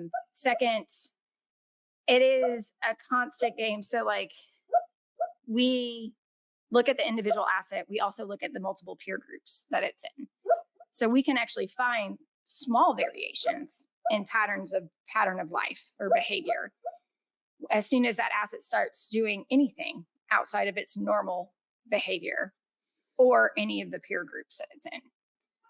And so a lot of those things that we do are very surgical and stops just that one particular response. So like, I remember when I first started Darktrace, they put me in a peer group. Like, you know, you kind of understand how it goes, how the unsupervised machine learning happens. And then I decided that I was going to spend the summer in Europe, and I was VPNing back to New York every night. And I was in another country every 2 or 3 days. And all of a sudden I'm downloading stuff from external endpoints. I got cut off so many times. And honestly, I should have been. I should have been.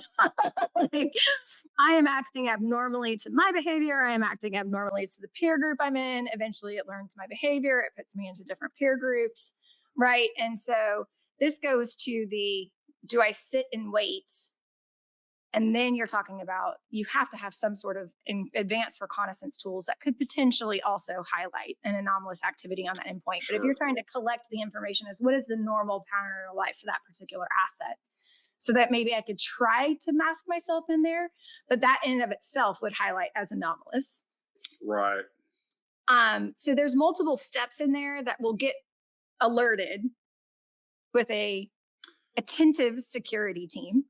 They Yeah. would pick it up. Not saying all security teams are that attentive, but it's an attentive security team.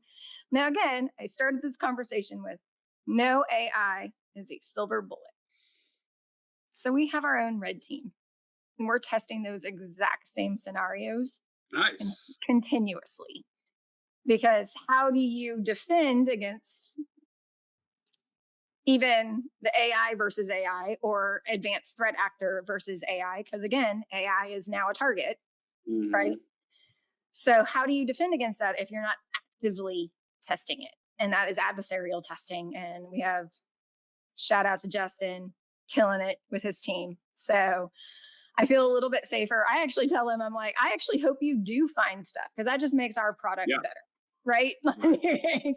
I hope you do find ways to data poison or cause drift or, like, because that makes our product better down the road because that adversarial testing is needed.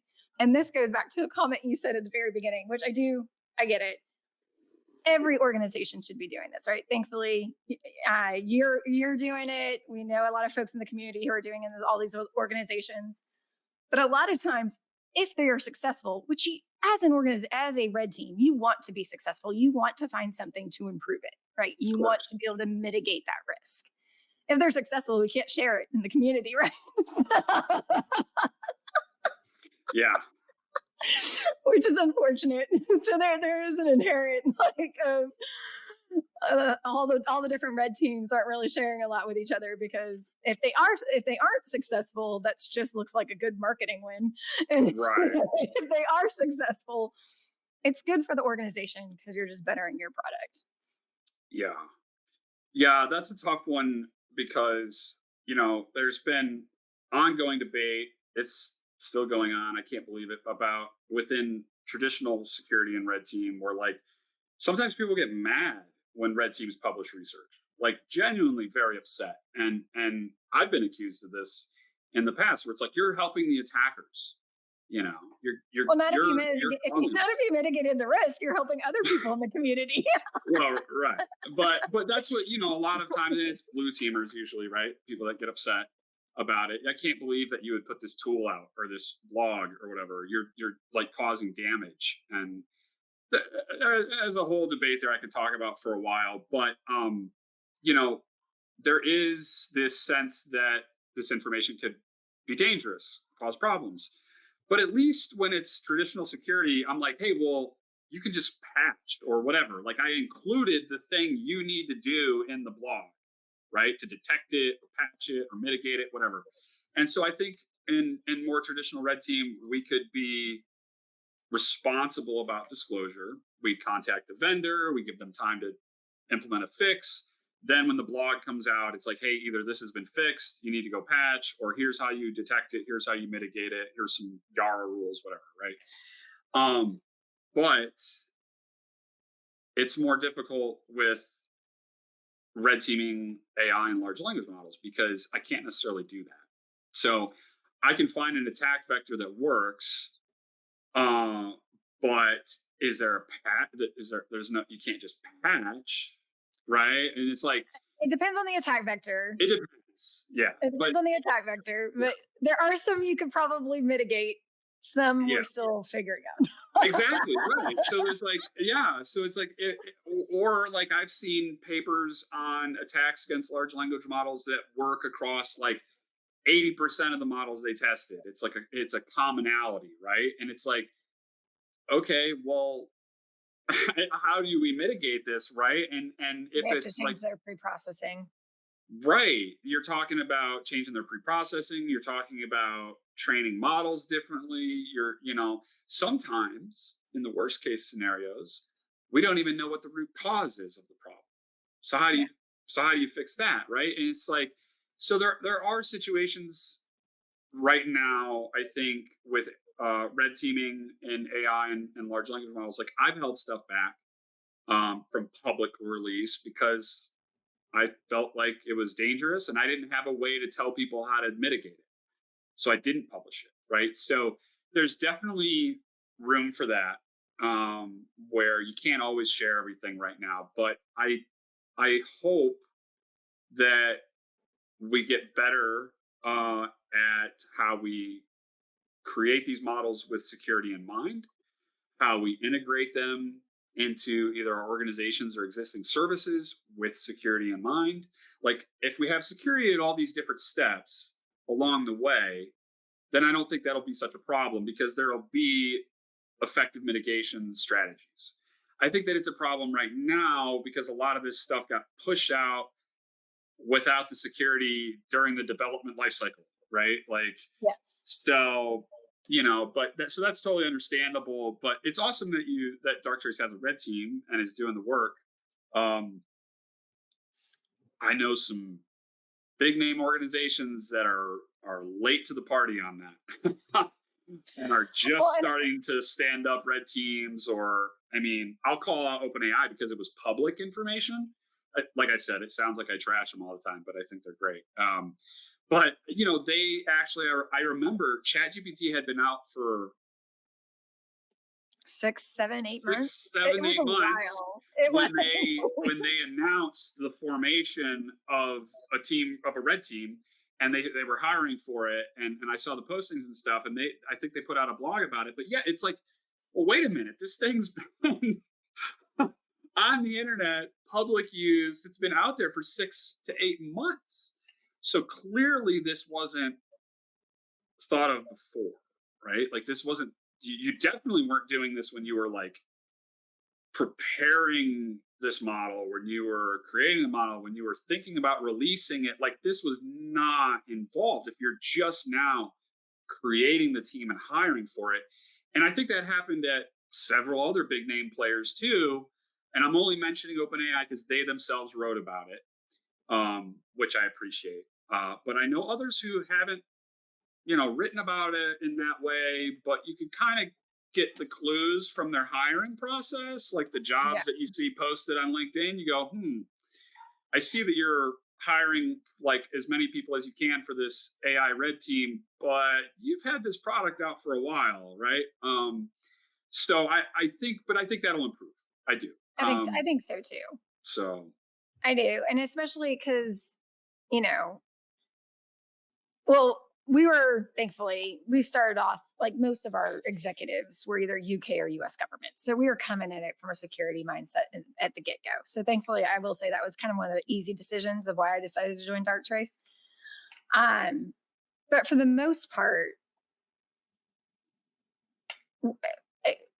we've been using machine learning techniques that didn't have some of the forward exposed vulnerabilities that a chat-based interface or a prompt-based interface of a large language model has.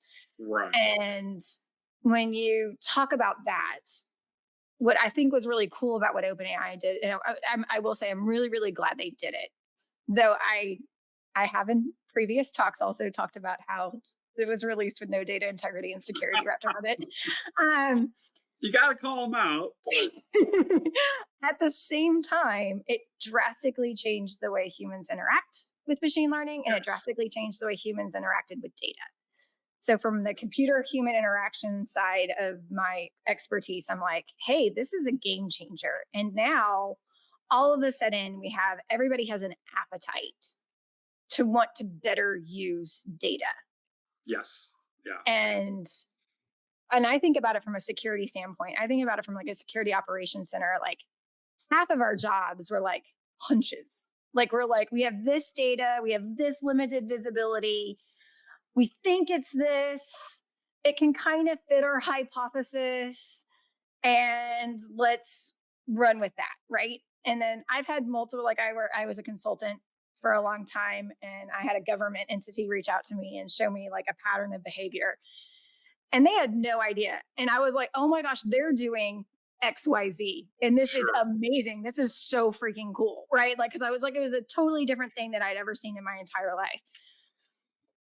But I was like, but you're still working on hypothesis. And Yeah. so from a security operations center, the more factual data we can get to a defender in real time helps us better respond, remediate, mitigate, all the things. And so I think everybody thought large language models is it. This helps us with our human data interaction. We can get more data to defenders faster to help facilitate the investigative process. And I'm like, okay, there's also a whole bunch of other tried and true machine learning models that could also fulfill this same requirement, also driving accuracy goals. But I like where your head's at, because I do feel like we need to get insight and intelligence more quickly to the defenders. Yeah. So I do like that it kind of like opened up the mentality, I should say, of how Yeah, like when you said, it gave people an appetite for it. Yeah. Yeah. I think that's well put. That's kind of, I think that explains it pretty well, the change in people's mental state about it. Yeah. Right. And yeah, I was aware of machine learning tactics being or techniques being used on the defensive side years ago. But I had no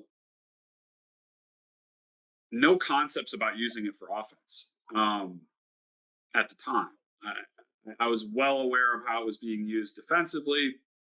I was looking for ways to get around it, but I wasn't really thinking about using it for adversary operations, which is something, the kind of other double edge of that sword, right? Is that it also gave adversaries an appetite for the same tech, right? And you mentioned that earlier, and it was well put that like suddenly, adversaries are interested in augmenting with this stuff. So yeah, there's been a huge shift. And they don't have the same threshold of accuracy or safety that we have to adhere to. Yeah, absolutely. In fact, I feel so horrible for normal developers, because I write a lot of code, but everything I'm writing has a way lower threshold for security, right? Because you're like, my intention is to pop, not necessarily care if I get popped. Right. I'm attacking. So like my tools can be, not the best code, not perfect. And you can have package hallucination in there, and it's not a big deal. It's not a big deal. But I feel bad, for the other side, where it is a big deal. They have to have such a focus on developing with security in mind. And so the threshold the threshold for accuracy is much lower for the adversary. It just speeds it up for them. It speeds it up. They can start using it quicker, sooner. They don't have as many concerns around implementing it, and they can do it. It costs less resources because they don't have to mitigate all the risks and issues associated with that accuracy drop off. So, that is an issue for sure. The disparity there, but again, it's kind of always been like that, where it's like, you have to write secure code to protect your application. I don't have to write secure code to attack it. Yeah. Right. So kind of that same thing, but as with many things, it's like amplified when we're talking about AI, just because the speed involved, even like we mentioned before, and the issues around data accuracy too, where, as you said, analysts were kind of hypothesizing and going off a hunch before, and when you have less data, again, like from actual red team operations I've done, I can't tell you how many times that I would be briefing, giving the debrief at the end of activity, and then somebody says, "Oh my gosh, we saw that, we dug into it and decided it was nothing or whatever, you know what I mean, or it was fine, or, and now they're kicking themselves like we had him, Yeah. We had him dead to rights. We saw him, and they didn't have enough data, or they didn't have the right data to make the call to say this is an active attack. We need to bring an incident response. We need to jump on this. Somebody decided it wasn't, and it's because of the lack of accurate data they had available. Right? They had to sort of guess, and they guessed wrong, and that's what like SOC and incident response and all these different people have had to live with, like that. Yeah. And that's a terrible pressure too, as a human, when you don't have all the information you need, and you're like, oh, I have to make a judgment call, and you could be wrong, and then you're talking to me later. I'm like, yeah, that was me. Too bad you didn't act on it. Well, and they had the So other side of you telling them it was you, but then you think about the adversaries are never coming around and saying, "Hey, it's me." yeah, I And wonder about that a lot. I wonder about all the breaches we never hear about. You well, know, and it ultimately comes down to, like you said, the time to detect, the time to remediate in action. yeah, It's so great that it comes with maybe we saw you here, but we didn't see you the 10 other steps that you yeah, hit, like where you were like, I was already there 4 days and I've already exfilled all your data. right, And that happens a lot. Like we see them yeah, here, but we didn't. Well, and that's where, for me, again, data background, that is a data problem. That is a visibility problem. That is, you're not aggregating right, your logs. You're not integrating your security solutions to be like have full visibility across multiple domains in order to understand the full scope of the problem. And it's a problem that is easily fixable. Like we have a lot of problems that aren't easily fixable. That's a problem we have that's easily fixable. Like, yeah.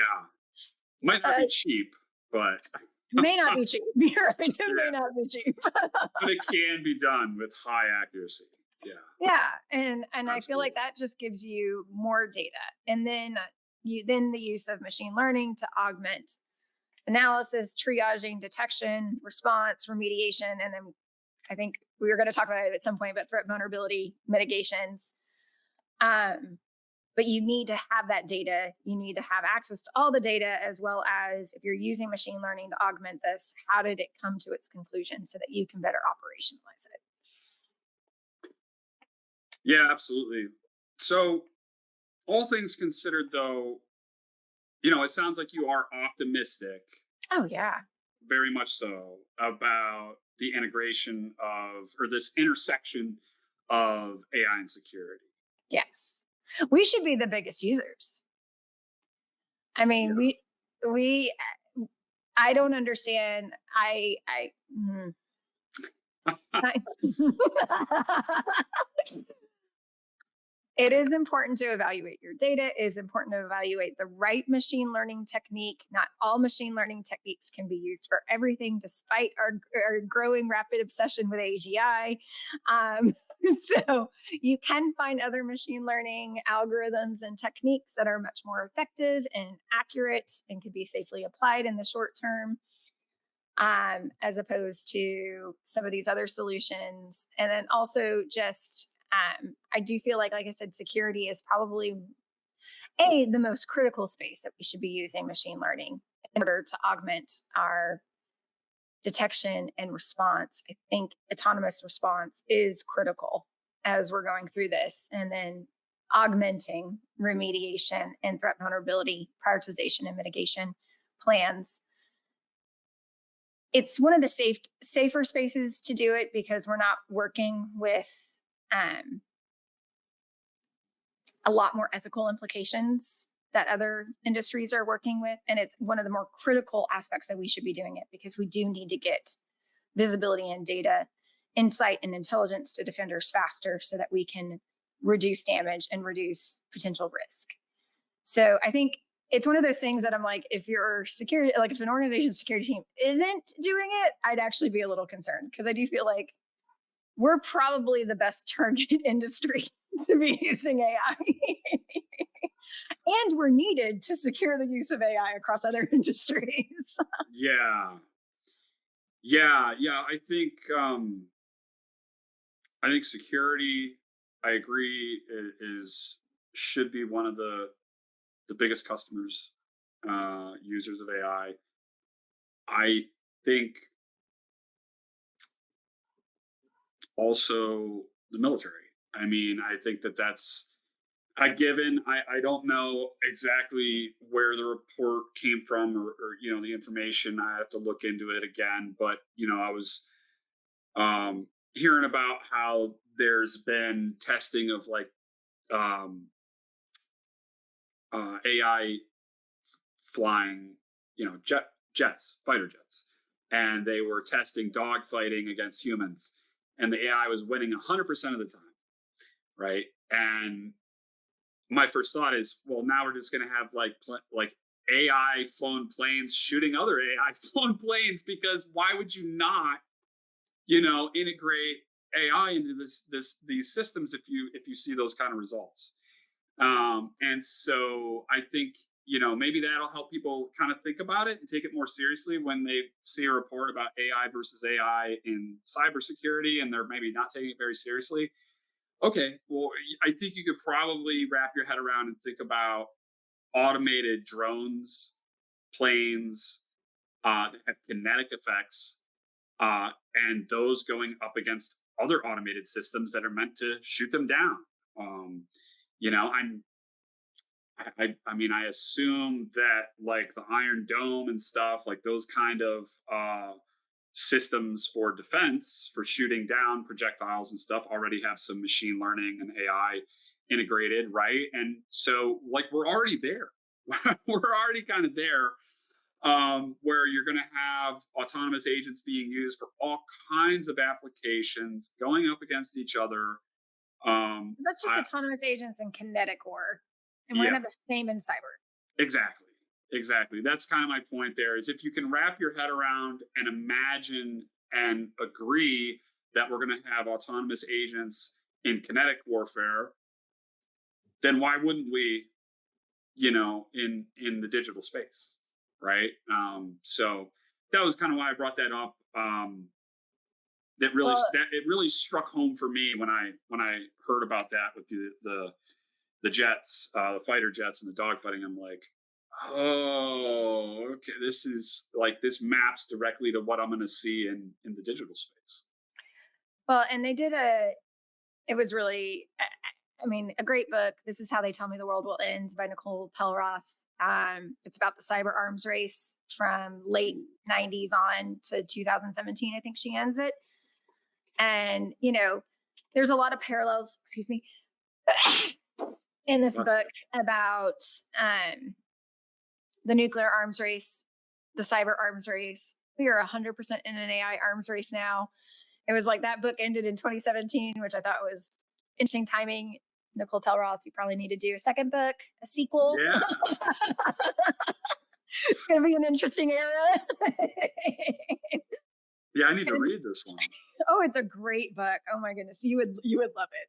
It's she's a I want to say it was for the Guardian. She was a reporter.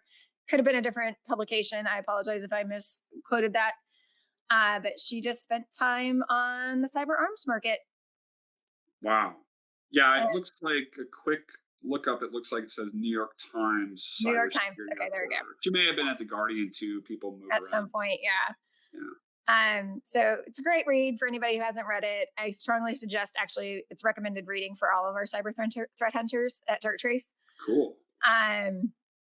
It's not a short read, but it's a very interesting read. I'll just go ahead and put that out there.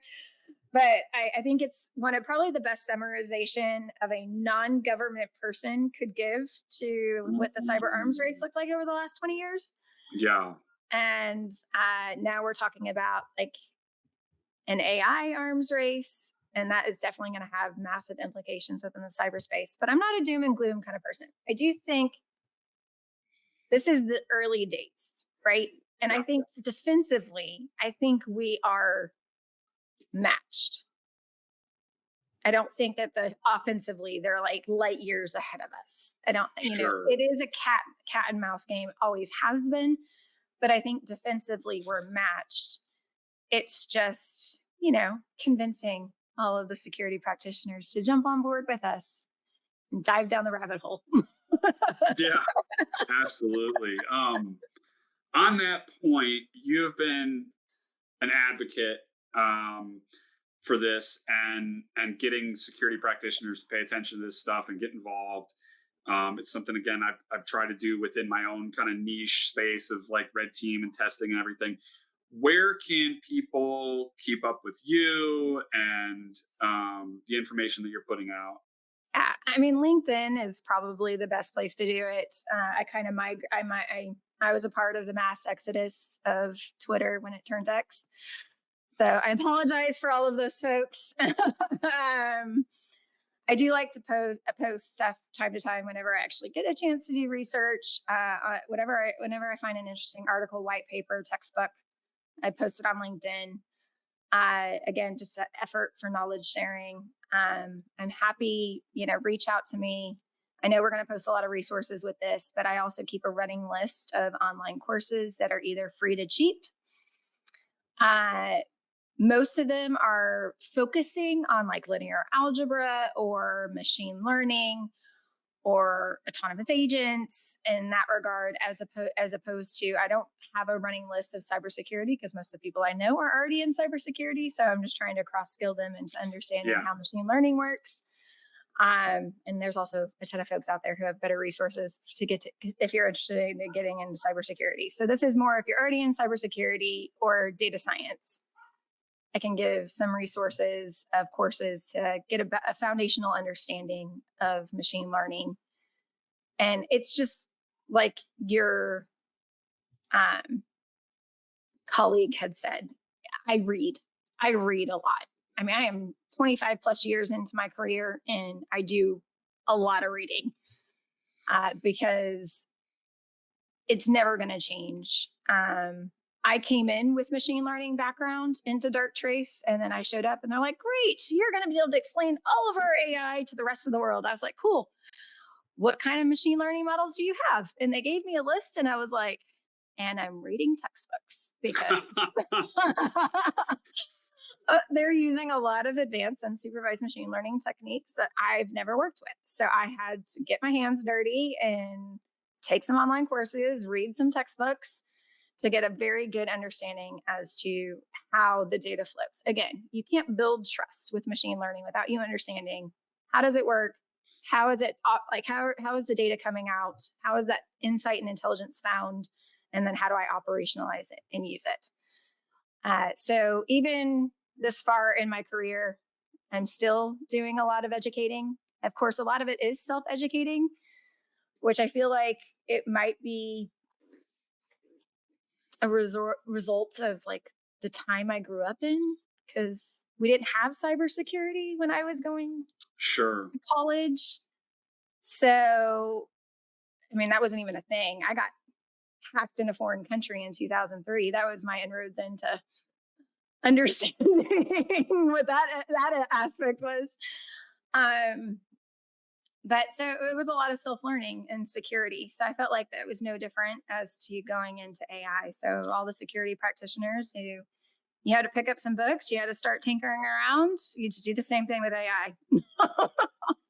I'm really glad to hear you say that though, and let people know, because I think a lot of people in the security space are, think that you have to have a college degreed machine learning or AI background to get involved, and I don't think that's the case. And in fact, I've been critical in the past of organizations that only include like data science and people with ML and AI degrees in that conversation. Because in cybersecurity, there's a lot of us who, don't have formal training in a lot of the areas that we specialize in. We taught ourselves. I think I took one programming class ever. I'm writing malware that will best most EDR solutions, right? Like So it's a lot of self-teaching, and that's how a lot of us got into cybersecurity. And I think it's a false notion to think that if you didn't go to school for machine learning, you can't be involved. I don't think that's true. And I've tried to push people who are interested to get involved. And I know some people who have gotten jobs, on AI teams that have no formal degree or training in machine learning because they had a thirst for knowledge and they self-taught themselves. And I think it's very doable. And I think that we should take the same approach as we've been taking to cybersecurity. If you're in cybersecurity and you know that you have to continue reading, and you may have to go and take a small course to get a baseline understanding of something. And then even that course isn't going to be enough material. You're going to be expected to go do your own research. I think we can take the same approach for meeting that intersection of cybersecurity and AI. So I'm really glad to hear you say that, because, like I said, I agree, and I've been critical of some organizations in the past for kind of thinking, oh well, if you don't have a PhD in machine learning, we're not interested in what you have to say on the topic, right? And I think too, there's an element, because I noticed the handle of John Miller, so shout out to him, love it. There's an element of, in our industry, we attract neurodiverse people. Yeah. and, and there's an element of, we're not going to be necessarily interested in everything that's taught in a structured degree like format. Yeah. But if you give us something we're interested in, we're going to go deep, and we are going to go really expertise in. And I'm like, I look at that style of learning as very effective in security and data science and machine learning, all three of those. And so find what interests you. Gosh, I had like a long conversation with an Uber driver recently who wanted to get into this. And I was like, okay, well, like in each one of these sections, you have like dozens of different specialties. Yeah. Just start kind of tinkering around with some free online courses and figure out which one you really like, and then just dive deep into that one. Because then you're going to be really effective, and you're going to also be very wanted amongst many organizations during this time period. And I also think there's an element of, like, we're building up autonomous agents with differences of perspectives as we do the same with teams. I think that's necessary. You don't necessarily have to be degreed. If you are doing this on your own time, even too, that shows more initiative than anything. But we have, so a part of our preventative use of our unsupervised machine learning, we apply attack path modeling to understand how an adversary could potentially laterally move through an environment. This was done by an immunology PhD. He took how diseases attack cool.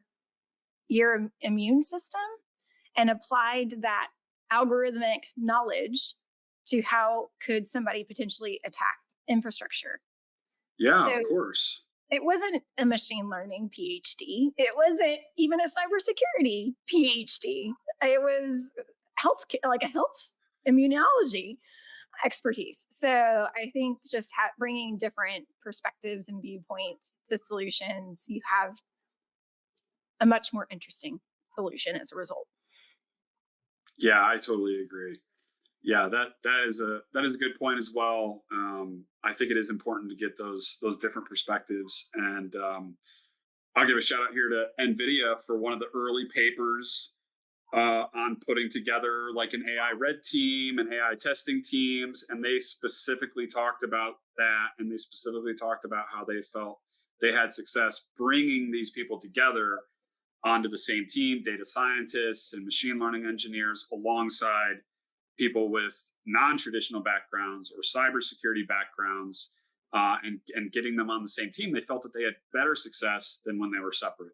So, can I do a shout out to them? I have two good friends who work there from the intelligence community, and one of them has helped me find multiple jobs, so love her. But the chief security officer there, Dave Reber, had said to me when I was thinking about whether or not I went back into the government at one point. And he was like, we are way past a government to government cyber war. Private industry is just as critical a player, if not incredibly necessary, because we are now fighting non-government entities in mass. And so he was like, it's no longer, you don't have to work for the government in order to make a big impact in this area. And so obviously he was saying that under the lens of cyber.